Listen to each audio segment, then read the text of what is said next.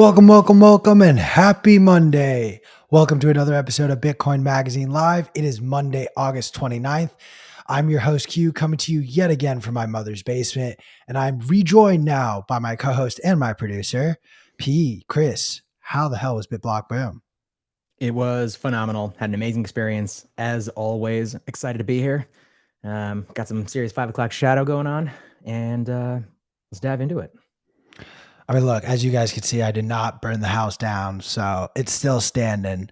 We're going to have a jam-packed day. In about 30 minutes, a little less than that, we will be joined by none other than self-proclaimed Bitcoin historian Pete Rizzo.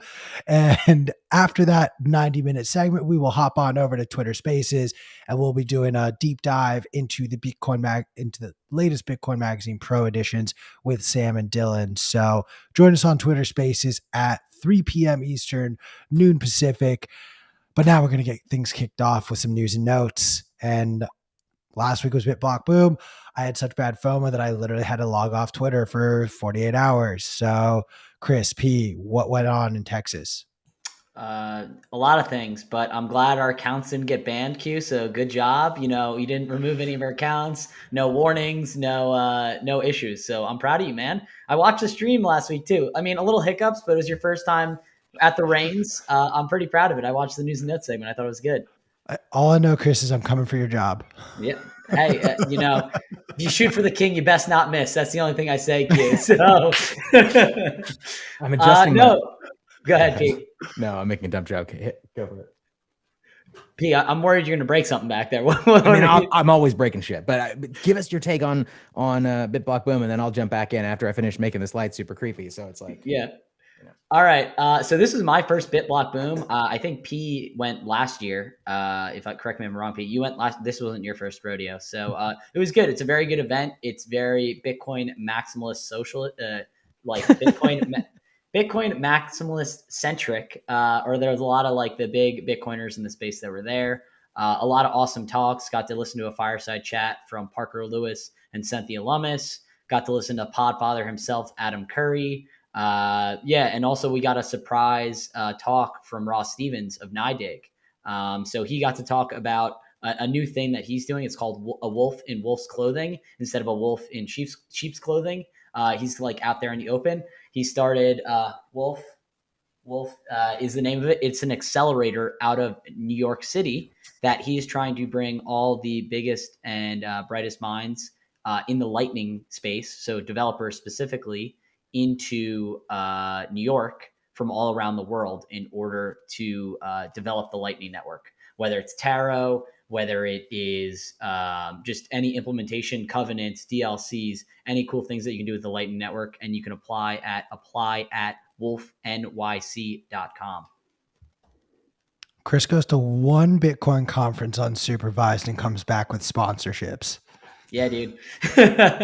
No, man, it was pretty awesome. Ross Stevens, for those that don't know, is CEO of NIDIG. He's very they have a really interesting take on sort of media appearances. They tend to shy away from them, and they focus all their energy on the work of sort of running the business. And so it's a very, very rare thing for Ross Stevens to get in front of a camera and talk publicly. So he came in, did this really interesting presentation, and then was like, peace, and just jumped. He literally bolted out. Like, people were clapping, and he's just out the door, and security takes him, and he just walks out. It was funny. Yeah. Q, any other questions for us about BitBlock Boom? Yes. Firstly, what was the most ridiculous thing that happened that didn't make its way onto Bitcoin Twitter? I want to know, what happened that you had to be there. Tell me one of those stories that are terrible to tell that only if you were there, it'll be really funny. But for me, I'm just gonna be like, what the fuck was this? I want one of those stories.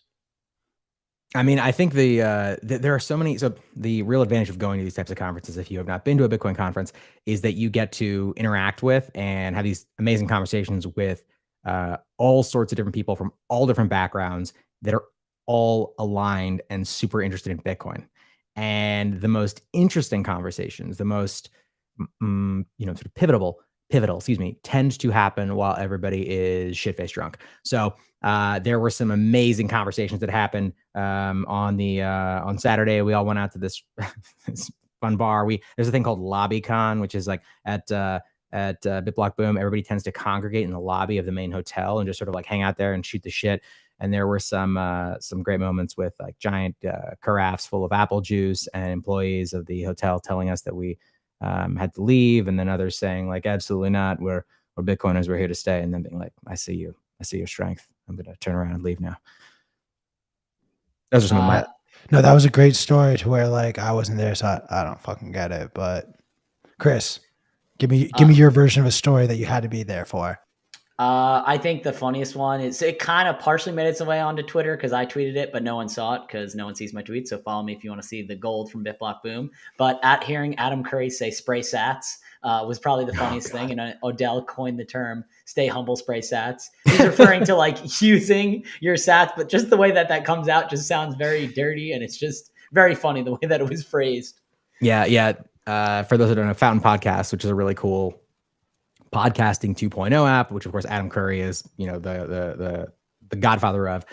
Fountain allows you to like, you can listen. It's value for value podcasting. So as you're listening to a podcast, you can decide like, oh, I want to basically stream, 1 sat a minute or 1 sat every 5 minutes, or, you can like drop sats. And so we're probably going to start playing around with that here. We actually do have a Fountain account, but we're going to be doing more stuff live on air. Cause as Odell tends to do, Odell and Matt on, TFTC, they like, if you like boost something, if you like send a message, they'll like read it, shit like that. Anyway, the term that they have settled on, as Chris was saying, is when you send someone sats using these systems, it's called spraying sats. So there were lots of jokes around, spraying sats all over your face. If you're really providing value, maybe you'll get some sats sprayed on your back. We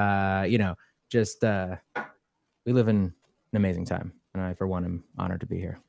I guess one last thing that like they've talked on Rabbit Hole Recap, but it was a good debate. Will Bitcoin's energy usage in the next or was it 20 years or 10 years, Pete? 20 years, I think. Will energy's usage of the Bitcoin network, like will the Bitcoin network use closer to 50% or 0%? So a lot of people were saying, oh, it'll use probably 1% of the world's energy, 2% of the world's energy. Odell thinks it's going to use like 50% of the world's energy. Which they were it was like a lot of jokes, and it was pretty evenly split in the audience. I think more people were closer to 0 than 50%, but there was probably like maybe like a 60-40 split of like closer to 0 versus closer to 50. But very interesting. Q, what are your thoughts? Just hearing that off the whim, no context. Will Bitcoin's like the mining network use more closer to 50% or 0%? Just off the cuff, what do you think? I do think it'll be closer to 50 than 0. I do think there's something to be said though about, I do believe the current amount of energy that Bitcoin mining uses is going to be a fraction of the total amount of energy it one day will use, which might scare a lot of progressive and liberals like, oh my God, more energy being used. Oh. But I also think that our energy infrastructure and our grid usage and our necessities will require even more energy than what we use today. Maybe I'm a little too optimistic, maybe I'm a little too hopeful, but I do think we will find solutions and revert. Like, I genuinely believe at a certain point there will be a breaking point and states will be forced into using nuclear power. And as a result, as states and areas and jurisdictions start that transition, they will expand the energy grid so much larger that like some people will be like, it doesn't need to be this large. Like, why? Why is it so big? Then there's the other caveat too, where I don't think it will be a consistent level. And Texas is the perfect case study of that. There will be 3 months out of the year where the energy infrastructure, 75% of the usage is by Bitcoin. And then for 2 months of the year, it's 20%. And for the remaining 7, it hovers between 40 and 60. That is what I think is more realistic and likely. So that's the way I like to think about it. Yeah, no, that's really great. And I think Adam Curry made a great point for the closer to 0% people. And even Marty agreed with this as well, that he thinks the denominator is going to grow faster. So exactly what you said with nuclear, if there's more energy abundance with nuclear and stuff like that, the denominator grows faster than the numerator. meaning that there's that much more energy, and the Bitcoin network, even though it uses a lot, is little by comparison of all of the energy abundance that we can use it for whatever we want. So yeah, but it was a good debate. It was very interesting. You can listen to it on Rabbit Hole Recap. It's their latest episode that just came out.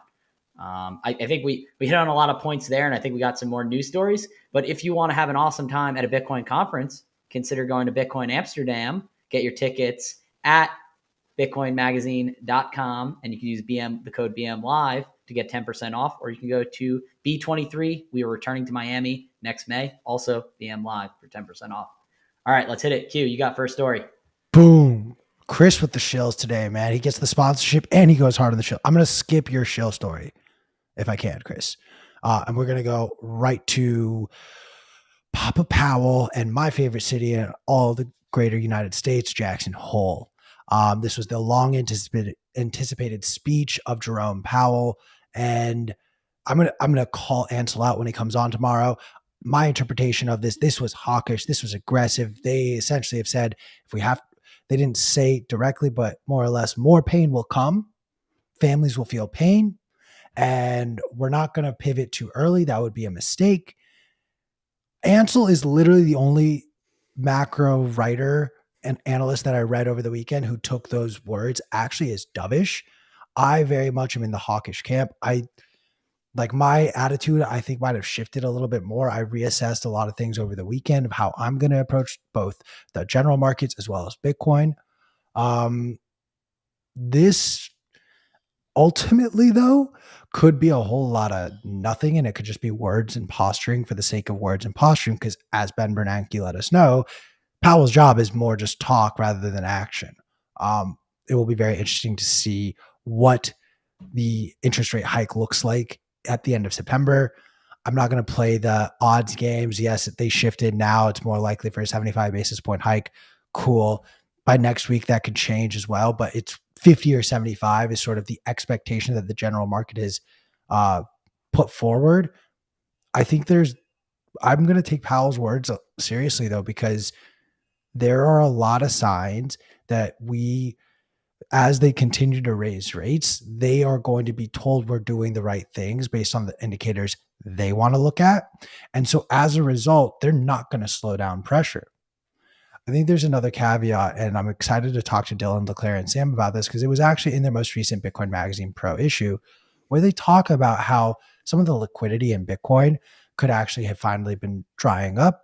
And while it may not necessarily be the case, we could see Bitcoin's price retract in the same way the market does, but you could actually see the market contract much more as there's more for the market to fall versus Bitcoin with much less liquidity available in the market at this point. You might see it just sort of graze lower, if you will. Remains to be seen. Ultimately, we're just speculating a little bit here, something to keep an eye on. And I do think it's worthy to pay attention to the fact that Jerome Powell came out and Ansel, I hope you're watching this. I don't know how that was interpreted as dovish at all, but I present to you two. I don't know if you saw some of Powell's comments, how you took them, if you think your family is ready for the more pain that Jerome Powell is ready to inflict on you. Yes, we've been doing exercises. We've been, getting ready to do the splits, spreading the legs, getting ready. No, I don't have a real opinion here. I'm excited to hear Ansel's opinion on it on Wednesday on the new episode of Fed Watch. I think there's going to be more pain, exactly to your point, Q. So I know Jeff Ross had this thesis that just because Bitcoin went to a lower doesn't mean it has to keep going lower. I think people sell what they need to sell in order to cover whatever they can. So I can't see Bitcoin breaking away from it at this point in time. I think it will eventually, but I think there's going to be more pain for bonds, stocks, Bitcoin, crypto, real estate, etc. So I think we can go to lower lows. I don't know when that price is. I'm just dollar cost averaging in for me. Yeah. It is worth noting two more things really quickly. The hash ribbon metric, which you typically has marked bottoms in previous cycles, that has officially crossed. That's the 60-day moving average and the 30-day moving average that they had their bullish crossover in previous cycles. This is typically a sign that the worst is behind us. This is a great opportunity, again, historically speaking, great time to buy Bitcoin, great time to buy new mining rigs and set all of that up. I will caveat that with the macro environment looking a little sus. And then, of course, the Dixie, the dollar index hitting a new 20-year high. Because, the dollar, your buying power at the grocery store has been going up. Your dollar goes a lot further, right? That's how bad the rest of the world is right now. That while we are dealing with record inflation not seen in over 40 years, the strength of the dollar has increased so much because everyone else's value and fiat value has gone to shit. So really exciting times in the world, to say the least. The macroeconomic environment, be cray is the technical term. The hanging man shitting into the golden cup formation is happening. Things might get spicier. I'm going to take us to our next story. Dude. Yeah. Okay. So in Singapore, where looser regulations have historically attracted a lot of financial firms, financial operations from China, from Japan, other places. They recently announced they're planning to roll out new regulations that will make it more difficult for retail investors to trade cryptocurrencies. They made some incredibly insulting statements. Not that they're not true, but that the conclusions are wrong. They said, people seem to be irrationally oblivious about the risks of cryptocurrency trading. Ravi Menon, who is the managing director of the Monetary Authority of Singapore. These are the authorities on money and monetary systems and everything related. They said that despite warnings and measures, surveys show that consumers are increasingly trading in cryptocurrencies globally, not just in Singapore, that they are attracted by the prospect of sharp price increases. I think this is particularly interesting because this is happening everywhere in all assets. People trade equities like they use them to gamble. And I think it's very interesting and telling that in Singapore, they are specifically making a lot of noise about increasing the difficulty that retail investors, or the hoops that they need to jump through in order to explore cryptocurrencies. I think they're doing that because they are getting backlash for the recent things that have happened. I don't think this has anything to do with protecting consumers or trying to help people. This is purely a PR campaign to, they're kind of just trying to cover their asses. And on top of that, these types of systems, when you try to implement these types of protections or safeguards, what ends up happening is they simply get taken advantage of by people that know how to work the system to their increase and further benefit. So I think this will actually be terrible for the people of Singapore. And but that's not what they are actually trying to solve here. They're just trying to make themselves look good so that people don't yell at them for being irresponsible in the future. Fucking irresponsible little bitches. That's you, Q. You and me. I know. Chris doesn't gamble. I'm going to go over to Mt. Gox, which has been a story that a lot of people are chomping at the bits to get a sense of. And of course, in true Mt. Gox fashion, we've got another delay. Mt. Gox creditors dismiss rumors of massive Bitcoin dump. 8 global CEO Michael Van Poppe, I don't know, Poppe, highlighted that the distribution will be delayed. He tweeted that Mt. Gox will not be releasing the Bitcoin and will be delaying the distribution once again. The entire crypto space was stressing out heavily on this, but it is unwarranted. I don't think it's unwarranted. I think this is a legitimate thing for people to at least be paying attention to be concerned and worried about. I'm very much in the camp of there's no reason to worry about anything before it is passed, because ultimately either you are worrying twice over one issue or you're worried about something that never came to pass. So I don't necessarily think it's worry. It's just something to be aware of. I think it is telling that the Mt. Gox distribution has been delayed. Chris P, what is this now? In lifetime, it's like 8 or 9. This is the rug pull of rug pulls in the Bitcoin space. Like, I don't know what comes first, the Mt. Gox Bitcoin getting released or the ETH merge comes first. So we'll see. There's a race between those two. Well, hey, speaking of the ETH merge, speaking of the ETH merge, though, P, I believe in, what was it? It's scheduled for the 14th. So that gives us 17 days. Yeah. In 17 days, P is going to eat shoe leather if the ETH merge does happen. So No, Well, if it's successful, if it's not like just a massive dumpster fire, if everybody's not like, I'm gonna I be the feel like you just arbiter of moved the bet goalpost here. a little I bit. think you Okay. moved I'm the Fuck it. arbiter of the bet. No, You said no, you look. eat shoe leather if it happens or not. Look, any ambiguity that I left in this statement is on me. I will 100% eat shoe leather. Not a whole shoe, because that would be Just insane. I'll no, eat no, some no. shoe leather, just some shoe leather, cooked up. If the merge happens at the time and place that it is specified to happen. One more thing while we're just shitting on the shit coins that are ETH. I just sent this in our mini chat, but I saw honestly what became my favorite new Twitter account. NFT Pros taking L's, a Bored Ape NFT that was purchased for $350,000 USD, just sold for $115. Yeah, sounds about right. Sounds about right. Wait, I Chris, just do you want to have jump any? back. So go ahead, P. I want to jump back to the Mt. Gox story. Is their claim, are they intimating that the reason they're not releasing the funds is because of the concern? Is that the excuse they're trying to make? Or is that just sort of people are talking about it from that perspective? I don't necessarily think, well, Michael Van Poppe, PP, PPP, because he has three P's in his the third word of his last name, that the entire crypto space was stressing out heavily on this, but unwarranted. That is literally in his tweet. Okay, got it. So I don't necessarily Mt. Gox know. is not, Yeah, but the it's state just, of Mt. Gox. Got it. this is just stupid. I think that is the noise to the signal, which is they are delaying the release yet again. That is the only signal there, in my opinion. But Chris, I don't know if you have any other thoughts or anything else that you had on this. Nope. All right. I mean, just delayed once again, but go ahead. Let's dunk on my home state passing the arguably stupidest legislation I've seen in quite some time. And in the state of California in 2035, you will no longer be able to buy brand new gas guzzling vehicles. Cool. Yeah. So what's the solution? Because I live in fucking Los Angeles that doesn't have any public transportation system built out yet. The energy infrastructure doesn't actually warrant the use of electric vehicles, but I won't get into that yet. And then let's not just forget the fact that, that Inflation Reduction Act, which is supposed to make all of your electric vehicles cheaper, every car manufacturer just raised their prices just enough to cover that rebate that the government's handing out. So that's what's going on in California. Chris, I think we have some opposite news out of Texas.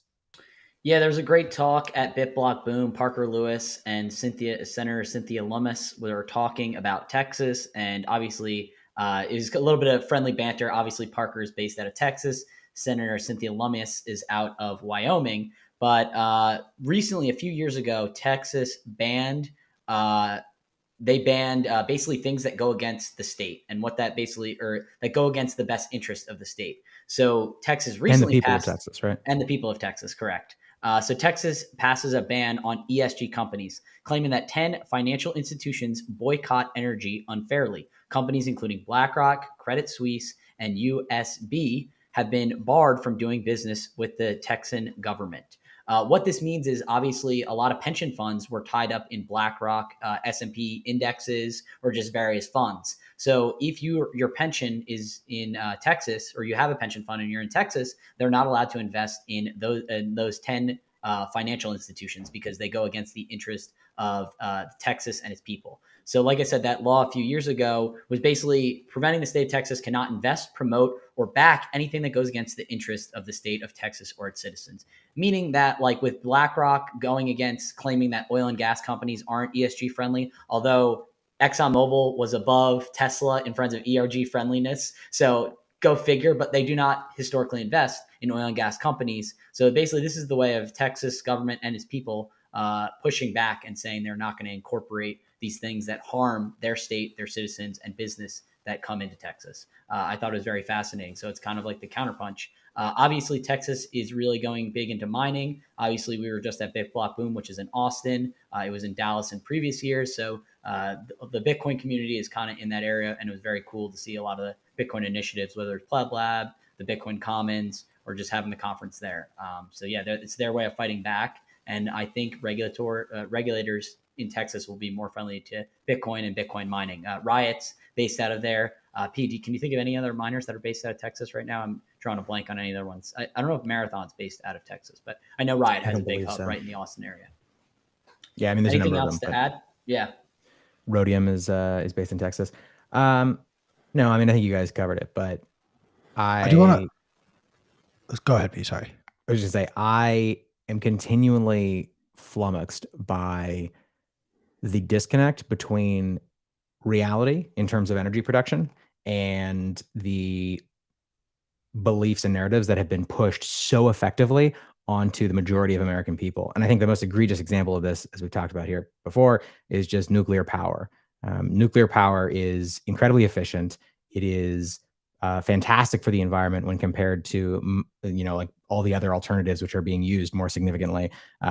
And storing nuclear waste can be done very effectively and very safely in comparison to a lot of other alternatives. But because of the narratives around it, the American people and the entire world are just like, nuclear energy is bad. We would literally rather have our power shut off than maintain nuclear power plants, as we've seen in the state of New York and many other places around the world. I still like emotionally just like can't reconcile the disconnect there. And we're seeing that in, sort of magnified out in these larger bans or in support of these various investment strategies that try to focus on quote unquote environmental issues.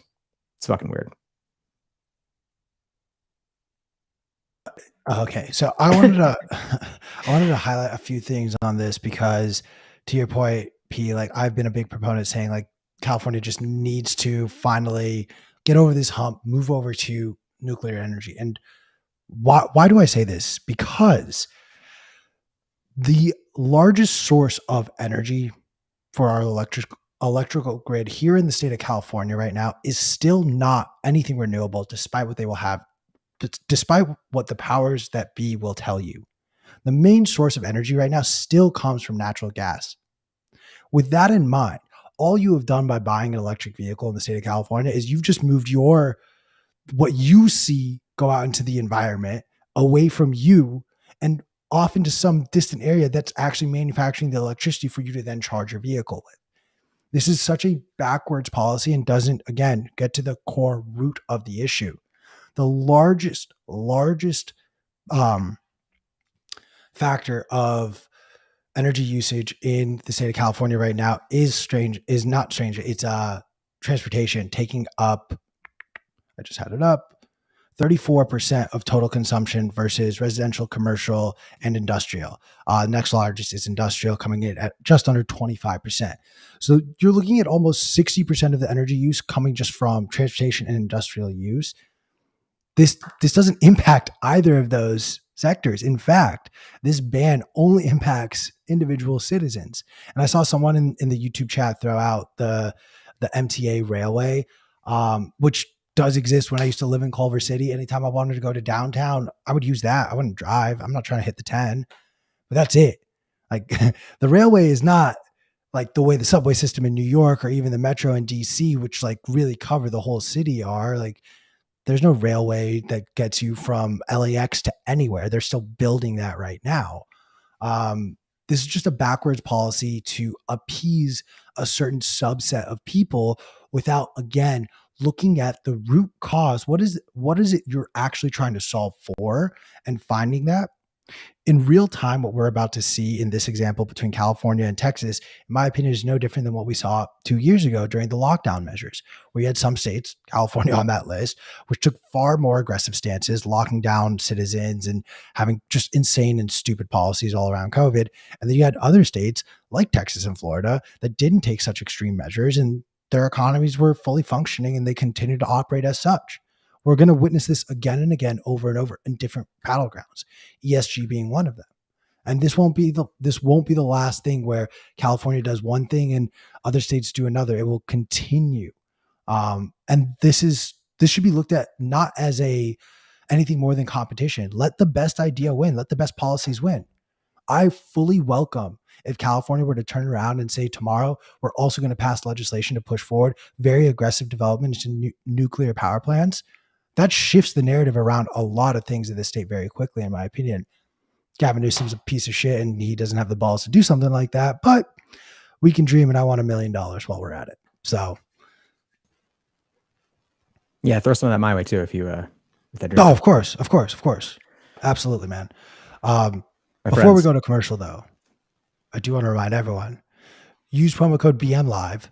Hop on over to the Bitcoin Magazine store and get an annual subscription to the quarterly printed Bitcoin Magazine print edition. I'm going to tell you guys right now, when this next edition comes out, the Orange Party, there's a really fucking cool picture of P&I in it. That's all I'm going to say.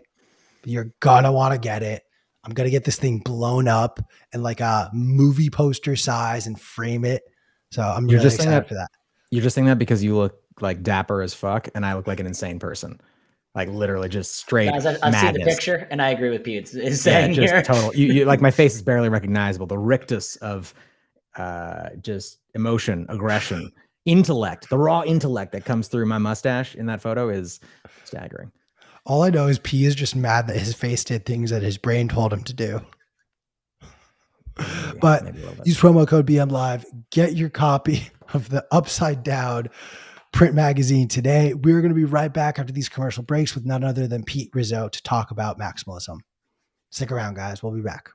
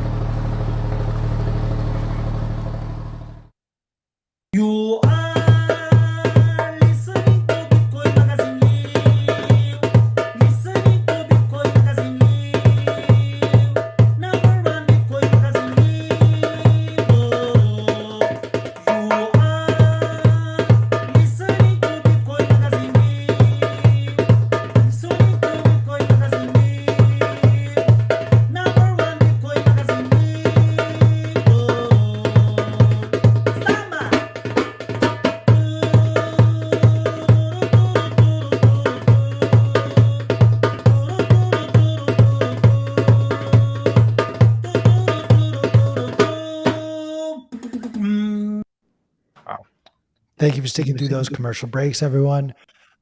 I'm very pleased to introduce none other than the editor of Bitcoin Magazine, a contributor to Forbes, the foremost Bitcoin historian out there, and my dark horse pick for Satoshi Nakamoto, Pete Rizzo. Welcome to Bitcoin Magazine Live. Oh, that's one I haven't heard. What's up, guys? Can you hear me? We good? We can. I think we're good. Very cool. What is up, man? Welcome back to your undisclosed location somewhere in the great country of the United States. Yeah, I like that it looks like a grandmother's house, like compared to. It really does. I wasn't going to say anything, so I'm glad you brought it up. It looks like you're living inside of like a scale model reconstruction. Very dark. Yeah. Hey. To be clear, Pete Rizzo is coming to us live from his home, which looks like your grandmother's home. So can't confirm. I want to start first. You were at BitBlock Boom. I was. A, how was it? And B, what is up with your disrespect of the term orange pilling? Where do you want me to start? Those are two very different questions. One, I went to Texas and saw a Bitcoin conference and had a generally good time.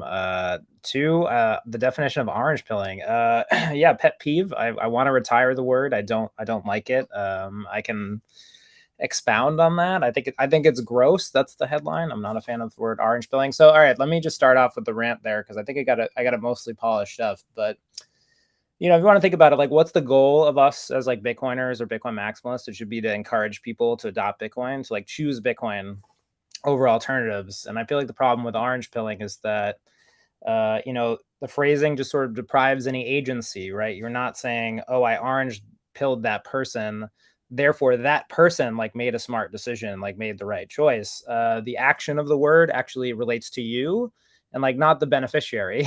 So that's like the fucked up imbalance number one.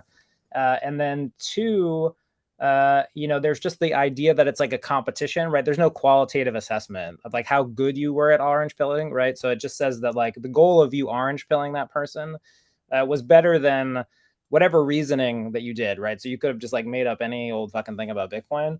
And if then you orange pilled that person because you did that, that was good. So there's no qualitative assessment of your orange pilling. And then there's sort of the just general sort of like, notch on the bedpost style, kind of like hunter gatherer connotation of it, where it's like you should, orange pill as many people as possible. And then you are the big orange pillar in this. Therefore, you have like a lot of clout, right? So I just think that, so we're going to talk about some of the, I think, Bitcoin culture, right? When we're talking about Bitcoin maximalism, we're talking about Bitcoin culture.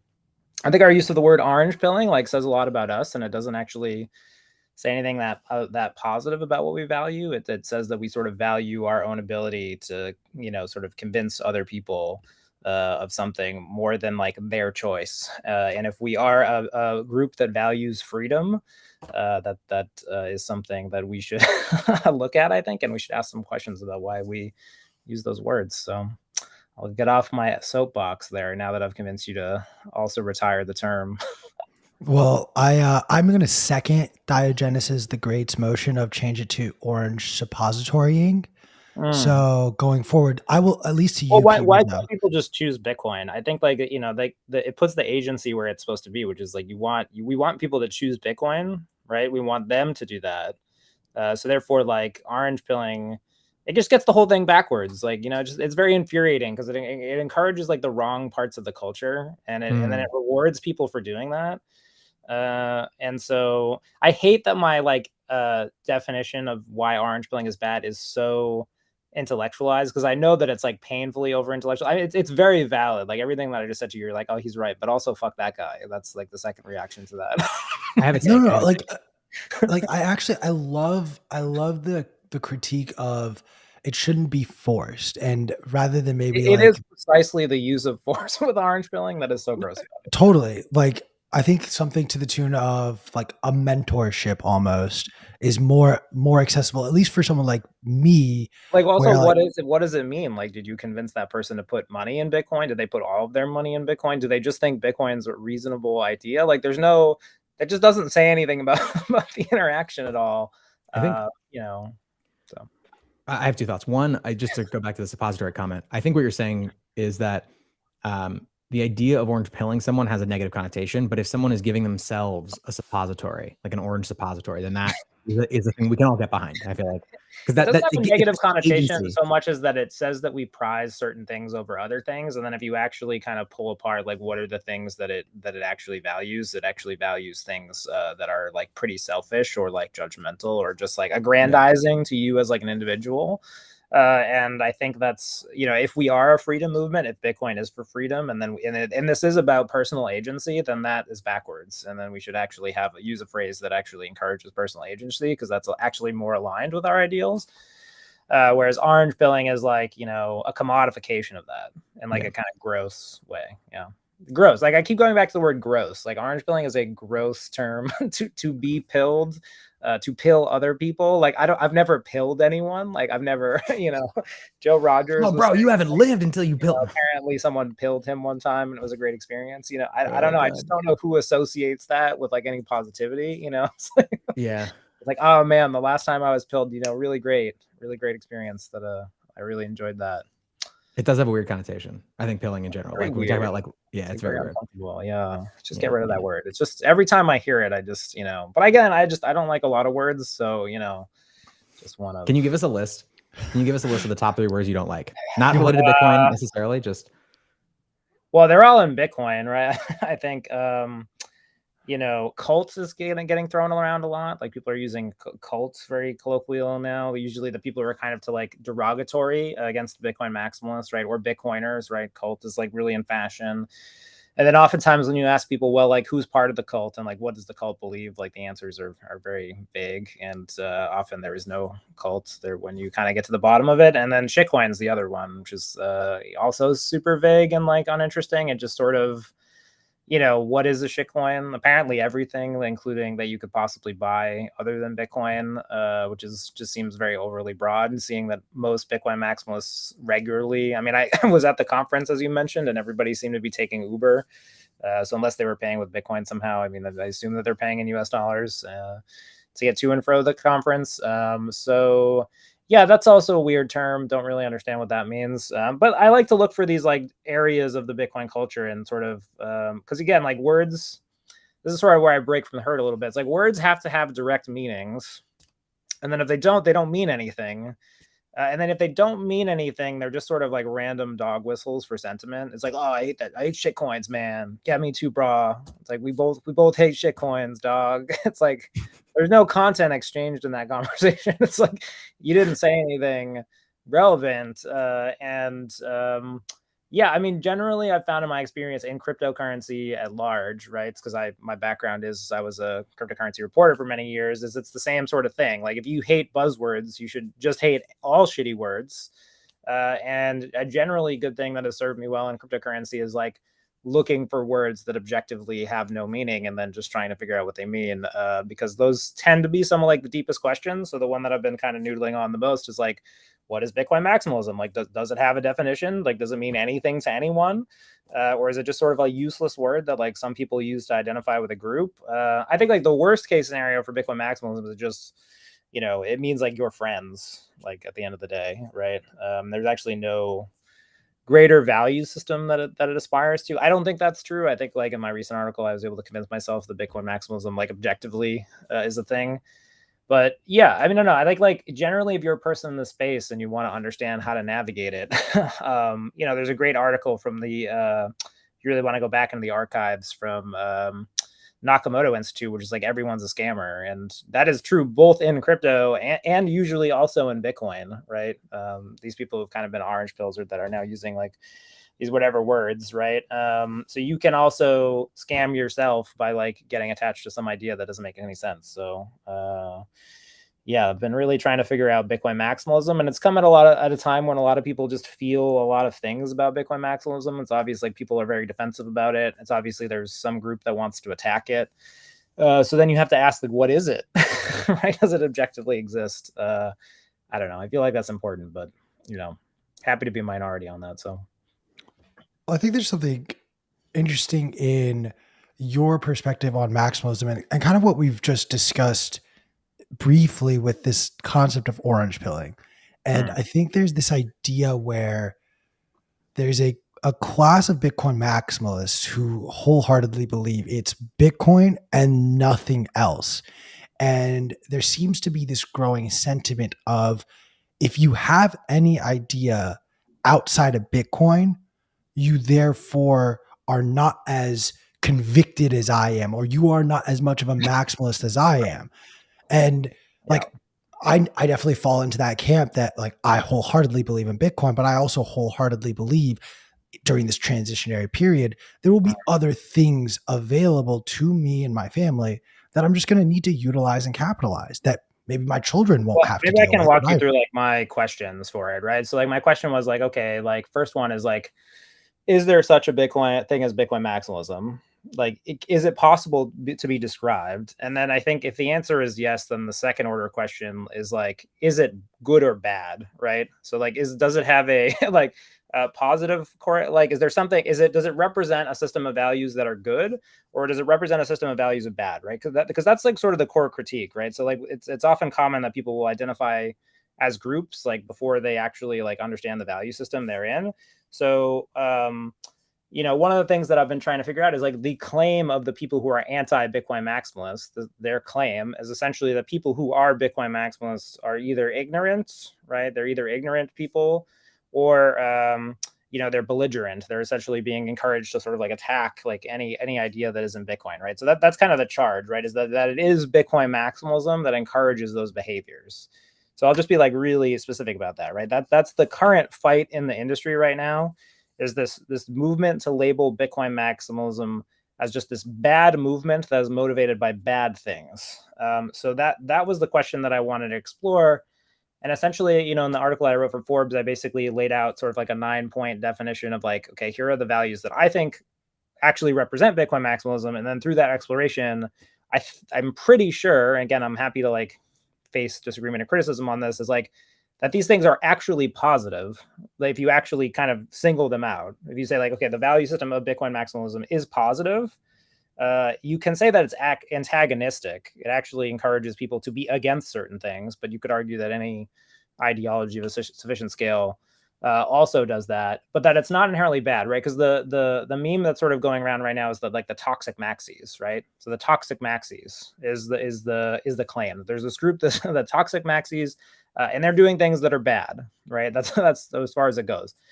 So I was pretty what I wanted to do was basically carve out maximalism and then sort of like strip out toxicity, because I actually do think that one of the biggest misconceptions in sort of the wider crypto world and even in Bitcoin right now is that like toxicity and maximalism are the same thing.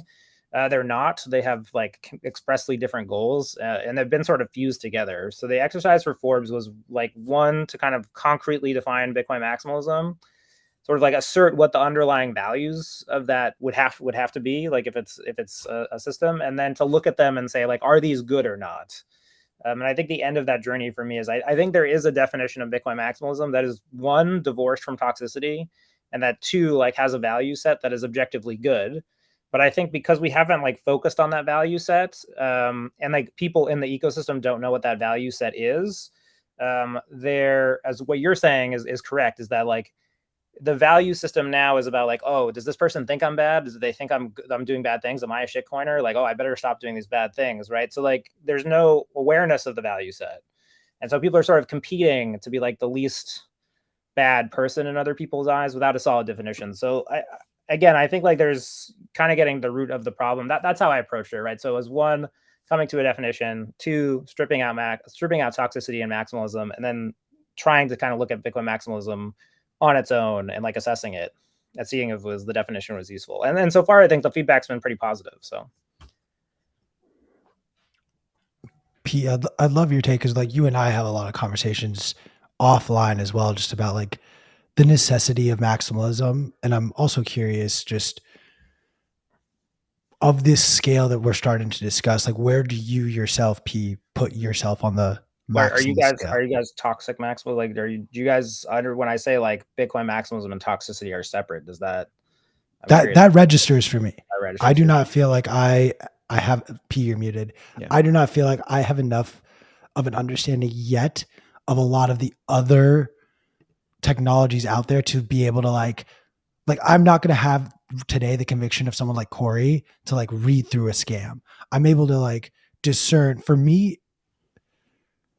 literally the fact that Satoshi, also known as Pete Rizzo, remained fully anonymous, that is so instrumental, because I've become aligned with the camp of like defund the Fed, get rid of the Fed. And to me, every single one of these projects that have a CEO, that have a business, you've just reintroduced the Fed and given them even more power than the Federal Reserve today has. So that, for me, that will always sort of be my guideline of, there's a hard cap, we have absolute digital scarcity, and we do not have a fucking leader. Those two things for me are what make Bitcoin infinitely better than any form of money in existence today. But I do not feel toxic about it. I would say that I do agree that there is an important and very significant distinction between Bitcoin maximalism and toxic maximalism. Well, they solve two different problems, I think, at the end of the day. And I would describe, I'm curious, like what you think. I think I think toxicity is about how do we protect Bitcoin from ourselves. That's like why that movement was started. It said that we can't be trusted. There was a kind of old Bitcoin maximalist, Mirsha Popescu, who, essentially his big insight was essentially there's no, in any cryptocurrency system, any proposed development upgrade is indistinguishable from an attack on Bitcoin. That was like his paradox. You can sort of call it Mirsha's paradox. Mirsha's paradox is like any. Wait, can you say that again? Can you just repeat the statement? Mirsha's paradox is any significant enough upgrade to Bitcoin is indistinguishable from an attack on Bitcoin. And so the answer is like there's no way it's an actual unsolvable problem, I think, because you simply don't know the motivations of others, and you can't actually predict the future enough to know that.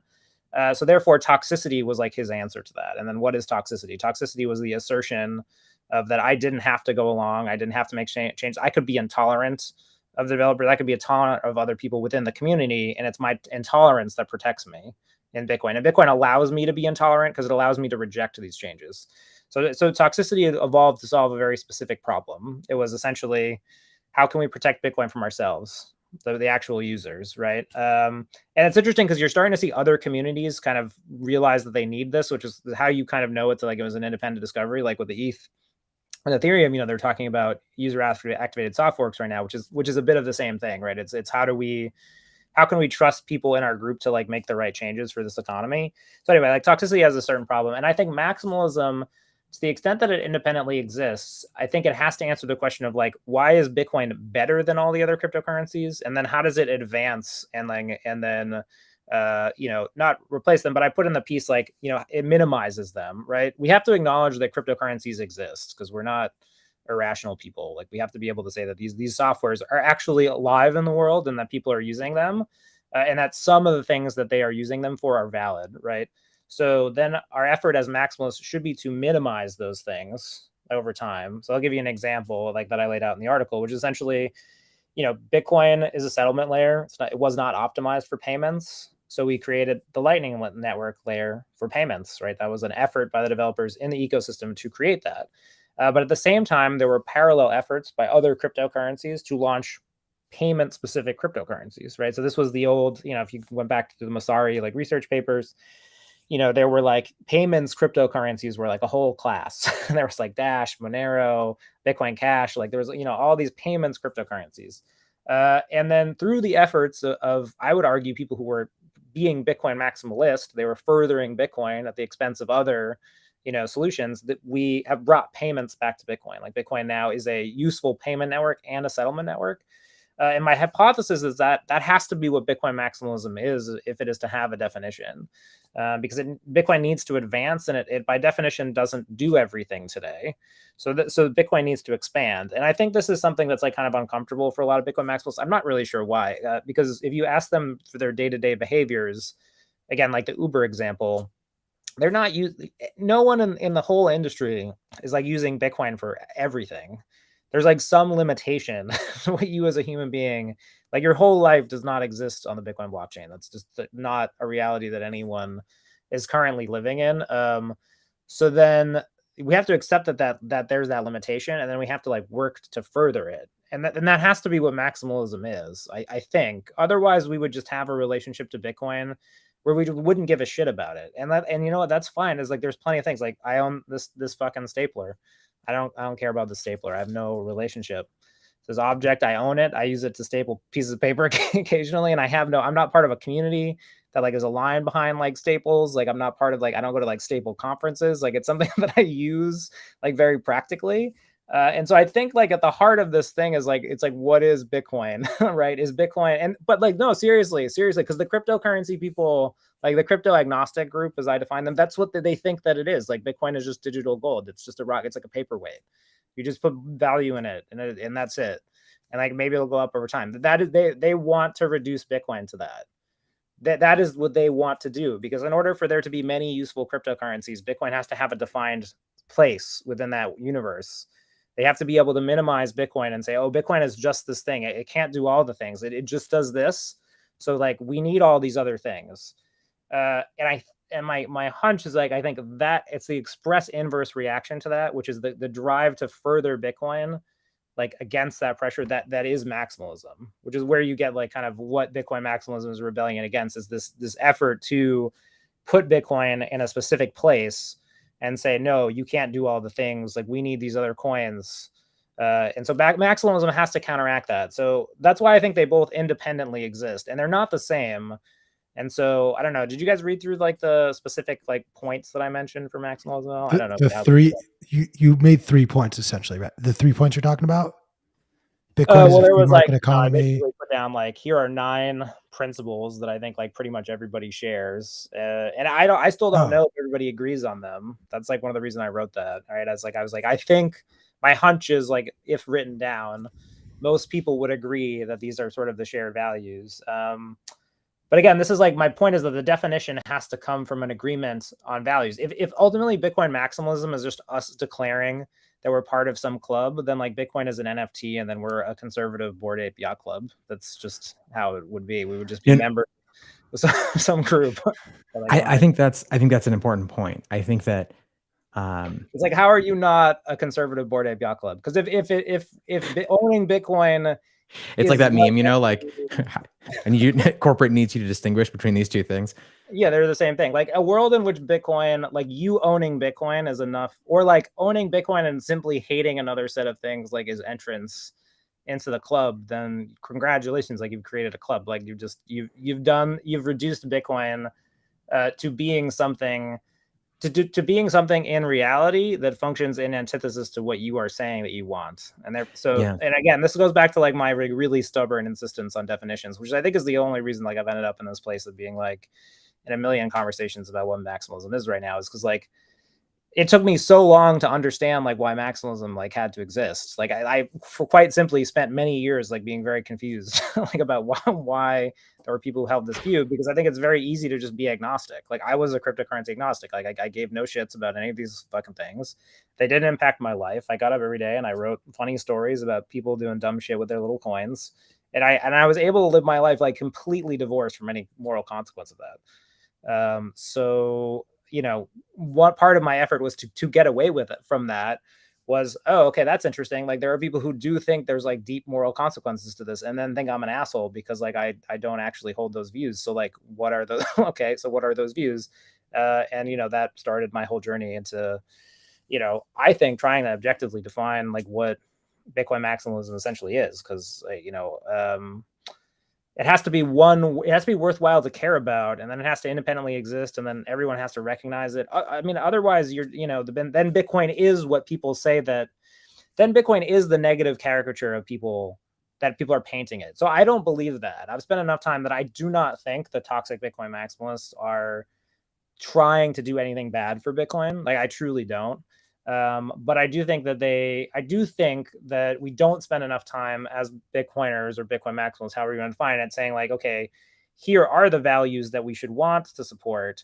And, you know, how do we encourage them, right? Like, so a good example would be like one of the points that I made here was, you know, a commitment to using Bitcoin to the greatest extent, right? That someone who is a maximalist has to make a personal commitment to use Bitcoin as much as possible. By definition, definitionally, this has to be true.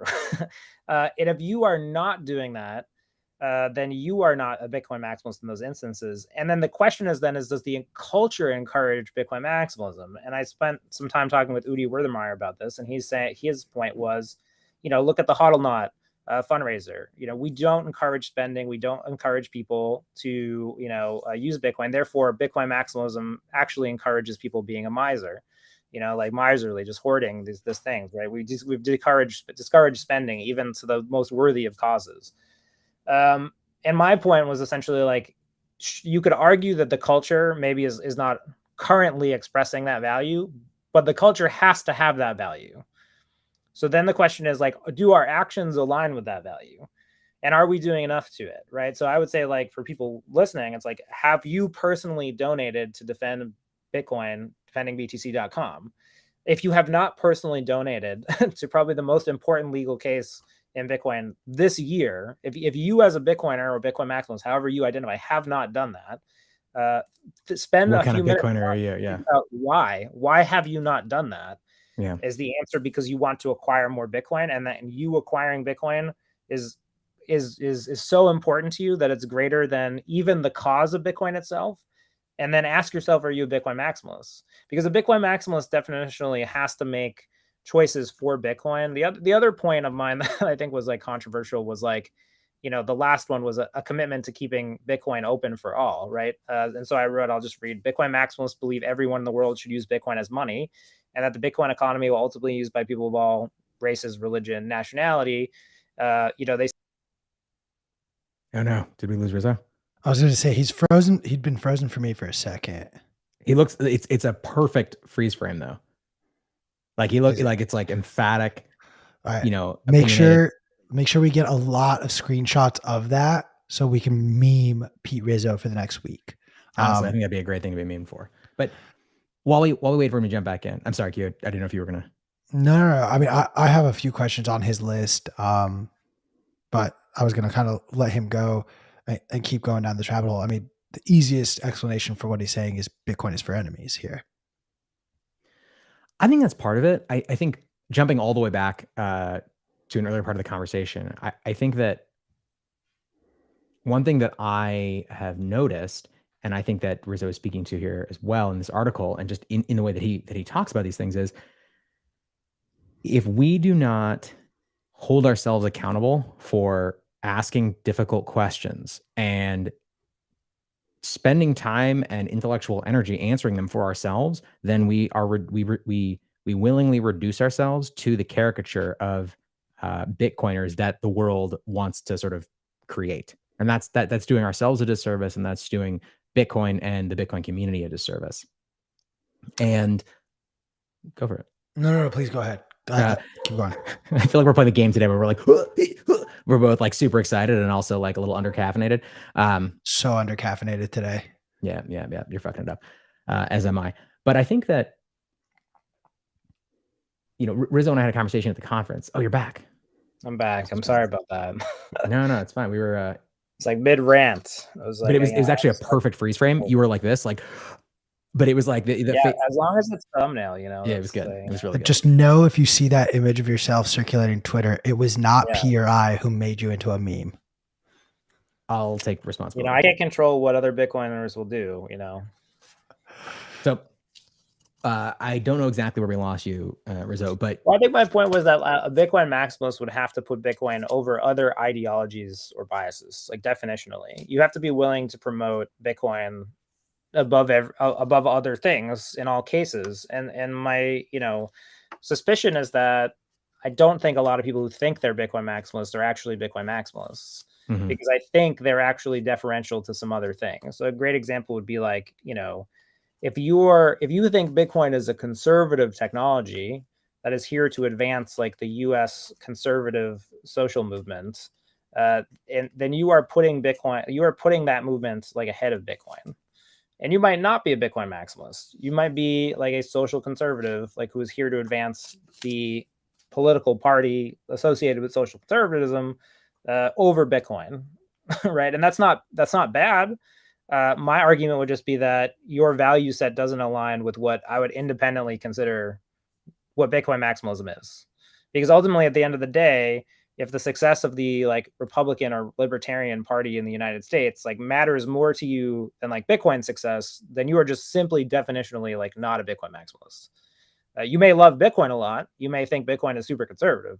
But it is specifically in that instance, like your unwillingness to put Bitcoin above that political party that makes you not a Bitcoin maximalist, in my view. No, that makes perfect sense. And I think I'm going to steal what P was trying to say earlier, of this idea that you either have to wholeheartedly believe in this and you can't carry in these other ideas. And I'm just going to use myself as the perfect example, where I get bashed sometimes when I bring up things like the incentives would have me be happy about student loan debt being paid off because I hold student loan debt. And a lot of Bitcoiners all across this YouTube chat and all across Twitter were very unhappy with me, and even asking me the question, how can you be a Bitcoiner if you like this? What does it have to do with Bitcoin? I mean, if the people get money, like how does it have anything to do with the operation of the Bitcoin software? It goes back to their belief system is not rooted in what's good for Bitcoin or not. It's what do I believe politically or socially should happen, and that is not held people are not Bitcoin maximalists, and like it should be pointed out to them very clearly. I'd say the other group that like very subtly violates this is there's a group of people for whom like an insular, very judgmental Twitter culture is more important to them, and like winning points like amongst their friends like is more important to them than Bitcoin. And it's very clear because they go doing shitty things all the time, and then they claim that it's in the best interest of Bitcoin, when in reality it's just to win points amongst their social group. And you see this a lot on Twitter. Oh no, what is it? We can't hear you. Talk again. Oh, you're back. We can hear you again now. Okay. Yeah. Yeah, I mean, there's people who will go back and they'll viciously personally attack people who disagree with Bitcoin, and they'll claim that this is in the best interest of Bitcoin, that their actions are right. Like their best way that they have to convince this person that Bitcoin is good money is that they're just going to DDoS his house and like steal his credit card information or something like that in their head. Like that is right. That's totally. They have to be going through that thought process. So those people are not Bitcoin maximalists. They can't be Bitcoin maximalists because their goal is to advance their own personal interests over Bitcoin's, right? So my point is, again, like, and I get a lot of pushback, especially from McCormick about this, where he, asked me a ton of questions about like what Bitcoin maximalism is, or, oh, can you be a Bitcoiner? Who are you to say like who's a Bitcoiner or whatever? I don't call myself a Bitcoiner. I don't call myself a Bitcoin maximalist. I try to prescribe to a set of values that I think are good for Bitcoin. Full stop. Like, I think the idea that we can be part of a Bitcoin social group, like Mersha had this great quote where it's like, there's no Bitcoin community. There can't be. There is no Bitcoin community. There are simply people using the software and running it on their computers, and people who are not doing that. Like, there is no community. Some of those people may be in communities, but that is not define Bitcoin. Just because you are like have done something for Bitcoin in the past that was good, like that's because like this that has no bearing like on what Bitcoin is, and it can't. And my real deep worry is that we're becoming a culture that prioritizes doing the least bad and not the most good. And I actually said this to a number of people at the conference this weekend in private conversations, is that I think Bitcoin maximalism as a culture has the potential to be really scalable and really positive and like very influential. But because it is so ill-defined and because it is so easily misconstrued and hijacked, what has happened is the system has become implicitly negative. It rewards people for doing the least bad as opposed to doing the most good. And the thing is, when you reward people for doing the least bad, what you are doing is you're giving them the incentive to not act and to also judge the actions of others. And I think it's very clear when you look across like the Bitcoin community today that this activity is like very prevalent. There are a lot of people who like would rather do nothing and like judge other people for their actions than take any action at all. And again, there's some valid criticism to this. Jimmy Song said, well, a sin is a sin, and if you do a lot of good, you still sinned. And I said, sure, but Bitcoin's not a religion; it's a technology movement, and we have to further Bitcoin as a technology. So therefore, we have to encourage other people to do so, right? So my question now is this framework useful, right? Does this judgment that we're imposing on ourselves actually achieve anything? And if so, what does it achieve? My steel man for it is essentially like, best case scenario, judgment helps us understand our values, but it is not good enough to advance those values. Our pure enforcement by like social judgment of those values is not enough. And I think, I don't know if I could share his response to that, but he had a funny insight, which was essentially like a world in which like the Bitcoin social culture prioritizes its own judgment of something over action is one in which we are socially proof of work.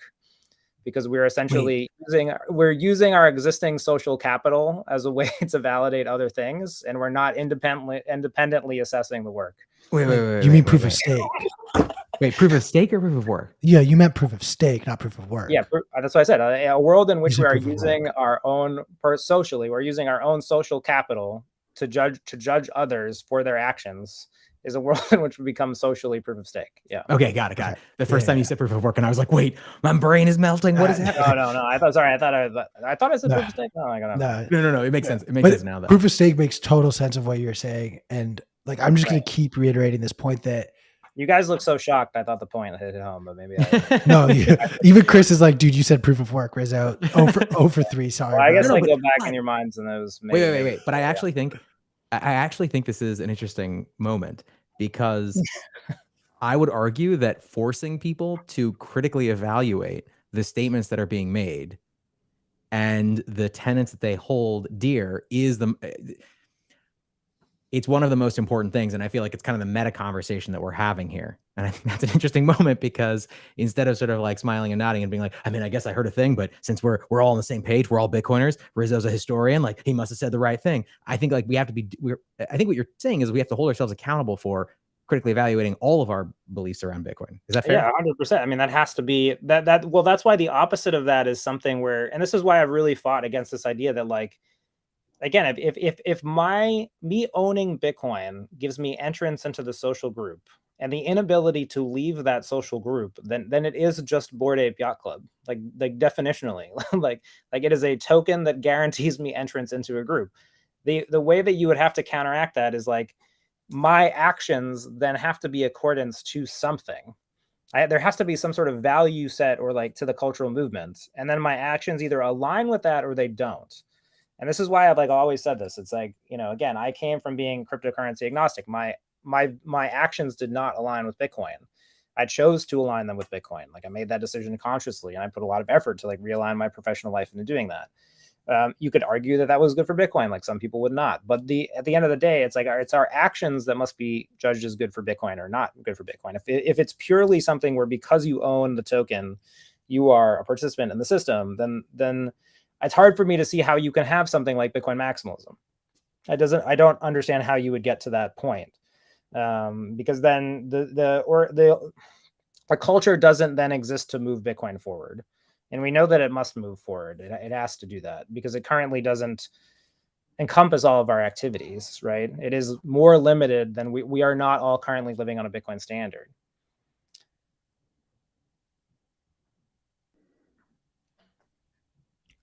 I want to pull up Frosty Flakes. Yeah, I was just reading his comment. Yeah. Yeah. I think though the point we're trying to make here, Frosty Flake, is I'm commingling. I don't feel like I'm commingling politics and Bitcoin at all. I'm merely stating that there's a certain large group that seems to do that, and I'm saying that like we need to recognize that is what they're doing because I don't believe that, personally speaking, I don't believe that Bitcoin is affiliated with either. Yeah, how can Bitcoin be affiliated with a political party? It's by necessary like a non-governmental money system. That's the entire innovation like of Bitcoin.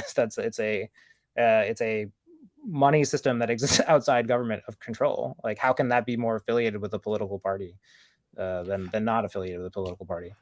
I think it's more to do with this idea that the loudest people in the room are the ones that have created this sort of pseudo Bitcoin community out there. And they've started to share what their values are. And it is in turn because they are the most vocal out there.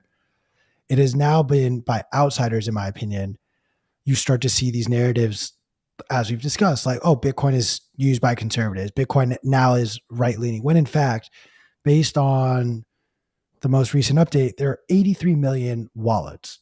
For argument's sake, my point is that a Bitcoin maximalist should want everyone to use Bitcoin regardless of their political affiliation, because that is the thing that is maximally beneficial for Bitcoin. So if one is to be a Bitcoin maximalist, one then needs to do things that are maximally beneficial for Bitcoin. And so if you accept that framing, then that has to be logically consistent. If you are doing things that actively reduce some set of people from getting into it, and again, like there's a very thin line here. There's a very fine line here, because I do agree. I'm making this argument facetiously so people think about it. I do agree that conservatives, by and large, have an easier time understanding Bitcoin. I won't disagree with that, right? It naturally speaks to values like individual rights, property rights, things that conservative people are all generally more predisposition to. It makes it easier for us to convince them to choose Bitcoin. I agree with that. But there are also people doing work. There's nothing inherently to the ideology of Bitcoin that would prevent somebody from another group from choosing Bitcoin, right? And that's why I wrote in the article that, we should be critical of people who have ideological biases that prevent them from adopting Bitcoin or choosing Bitcoin for themselves. But we should be critical of those ideological biases in order for them to ultimately accept Bitcoin, because that's the best goal for Bitcoin, right? Is that it maximally advances philosophy wank decides things. Bitcoin was built decentralized trust. That is it. You let Buterin make up a word and are spinning in circles trying to work with that. Okay. Oh, good luck. But this is the thing, those people are uncomfortable, right? Because they don't want to talk about the values that we hold, because when we talk about the values that we hold, it's very easy to see that some actions some actions we take are against those values or not. So like, I don't know who this person is. I'm sorry. I don't really care about your opinion that much. It's a dumb opinion. What do you say? I said embrace violence. I was making well, a joke. I mean, again, like, so this, maybe to break that down, right? So, the idea that we should worry, like we should care where Bitcoin maximalism comes from. So, like, this idea that Vitalik Buterin made up Bitcoin maximalism as a term, one, is inaccurate. Two, even if Vitalik Buterin made up the word Bitcoin maximalism, he did popularize it. What is the problem with that? What does that have to do with anything? It's very common for cultures to reclaim words, and often cultures reclaim words that are expressly used as insults against them as a way to venerate their culture. This is something very common to most cultures. And if you think about another culture in the United States, it's probably very easy for you to think of examples like that. So I think Bitcoin maximalism is something that needs to be reclaimed a bit, because I do think that we should want to extend Bitcoin. We should want to do that. If we don't, then I don't understand. Then it sort of the whole thing becomes logically inconsistent. Is it fair to say? Uh-huh. Is it fair to say that you're making the point that it needs to be more than just a reaction to a word that had a negative connotation? We have to define what it means. Yeah, 100%.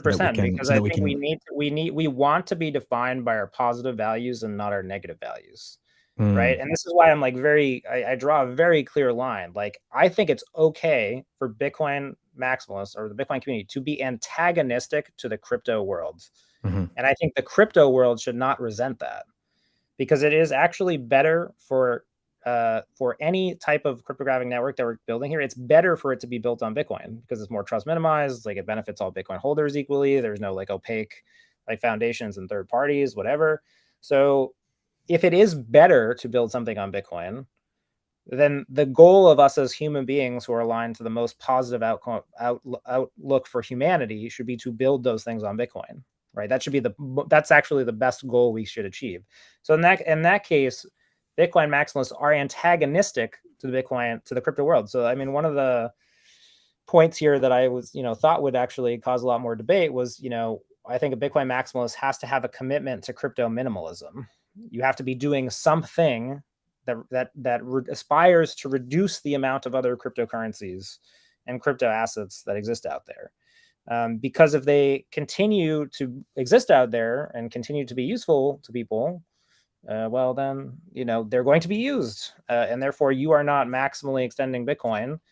You are just judging these things that people are using. And I think they don't understand why, right? So your friend who trades NFTs, but probably doesn't really understand why you don't support what he's doing in any way. So again, I think that isolating the values helps us have the more difficult conversations. Like, it gets us away from this arbitrary groupthink where we're afraid to kind of say or do things because people won't like them. There's a social judgment. I think we've become very concerned about the social judgment because we don't have a clear idea of what our values are. So I tried to write down what I think those values are, and I would love for people to comment on them. And I've got a few like really thoughtful responses of like, hey, like, I think, you might want to add this or subtract that.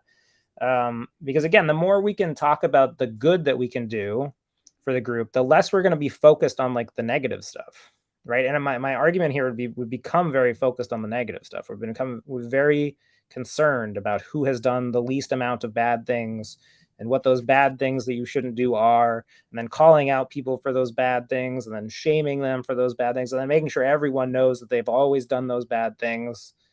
And in the end, we've done nothing good for Bitcoin. Like, you said it so succinctly earlier in the conversation. Just the distinction between like it's not enough to focus on the bad. We have to focus on. Can you just restate that? Yeah. It's not enough to do the least bad. Like, we should want to do the most good. Like, there's a very distinct difference in this. Like, so like everyone here who's like a who's calling me a whatever, like a statist or whatever, right? So a society where people are doing the least bad. Just think about this in your head. A society where people are doing the least bad. Okay, so what's coming in your head? These people are going to their house, they're going to their work, and they're coming home, they're going to sleep, and they're getting up, and they're going to work, and they take their family out on Saturday, and they go to church on Sunday, and they go home, right? They've done the least bad. Okay, a society where people are doing the most good. Okay, what are you thinking about? Oh, maybe there's fundraisers for people, like maybe people are going out and they're adopting kids and puppies, and there's all these things, right? So which one of those is better, right? I would argue it's not the one where people are doing the least bad.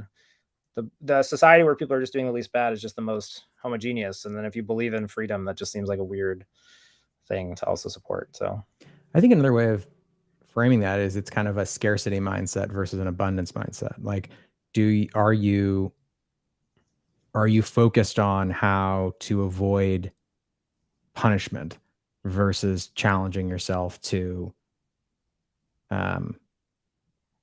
embark on a path that basically helps you to maximize so your. Winsome finally said something I agreed with. You can be a communist, capitalist, a drunk, pothead, or an asshole. Is that how you say it? Asshole with R. Arsehole. Yeah, no, I was trying to say It's a British spelling. Arse. And I think it's asshole. And use Bitcoin. I can still transact in Bitcoin with you because of the decentralized trust. Yeah, 100%. Yeah, agreed. But then you should want to get all those groups of people to use Bitcoin, right? Like that, in order to be a Bitcoin maximalist, you should want to encourage like all those people to use Bitcoin like that. So my point is here, it's like we have to have an attitude towards like advancing the cause and the mission. So anyway, just getting back to like the few points here, because I feel like there's a lot here and I rely a lot on like anecdotal examples, right? So, I use the stapler one. It's like, it's very fine for you to, so Bitcoin is a tool. Sure, I own many tools. I have no social cultural relationship to those tools, right? Okay, so it's very clear that while Bitcoin is a tool, that tool needs something to advance the use of that tool. And so therefore, Bitcoin has developed a culture. And that culture has kept that tool in really pristine condition. It's ensured that that tool could be broadly useful. In every instance where the community made difficult decisions, I think it was in the best interest of the tool. But we need to convince more people to use the tool. And the tool needs to, again, if we want to limit the amount of other cryptocurrency networks that are out there, then we do need to improve the tool over time.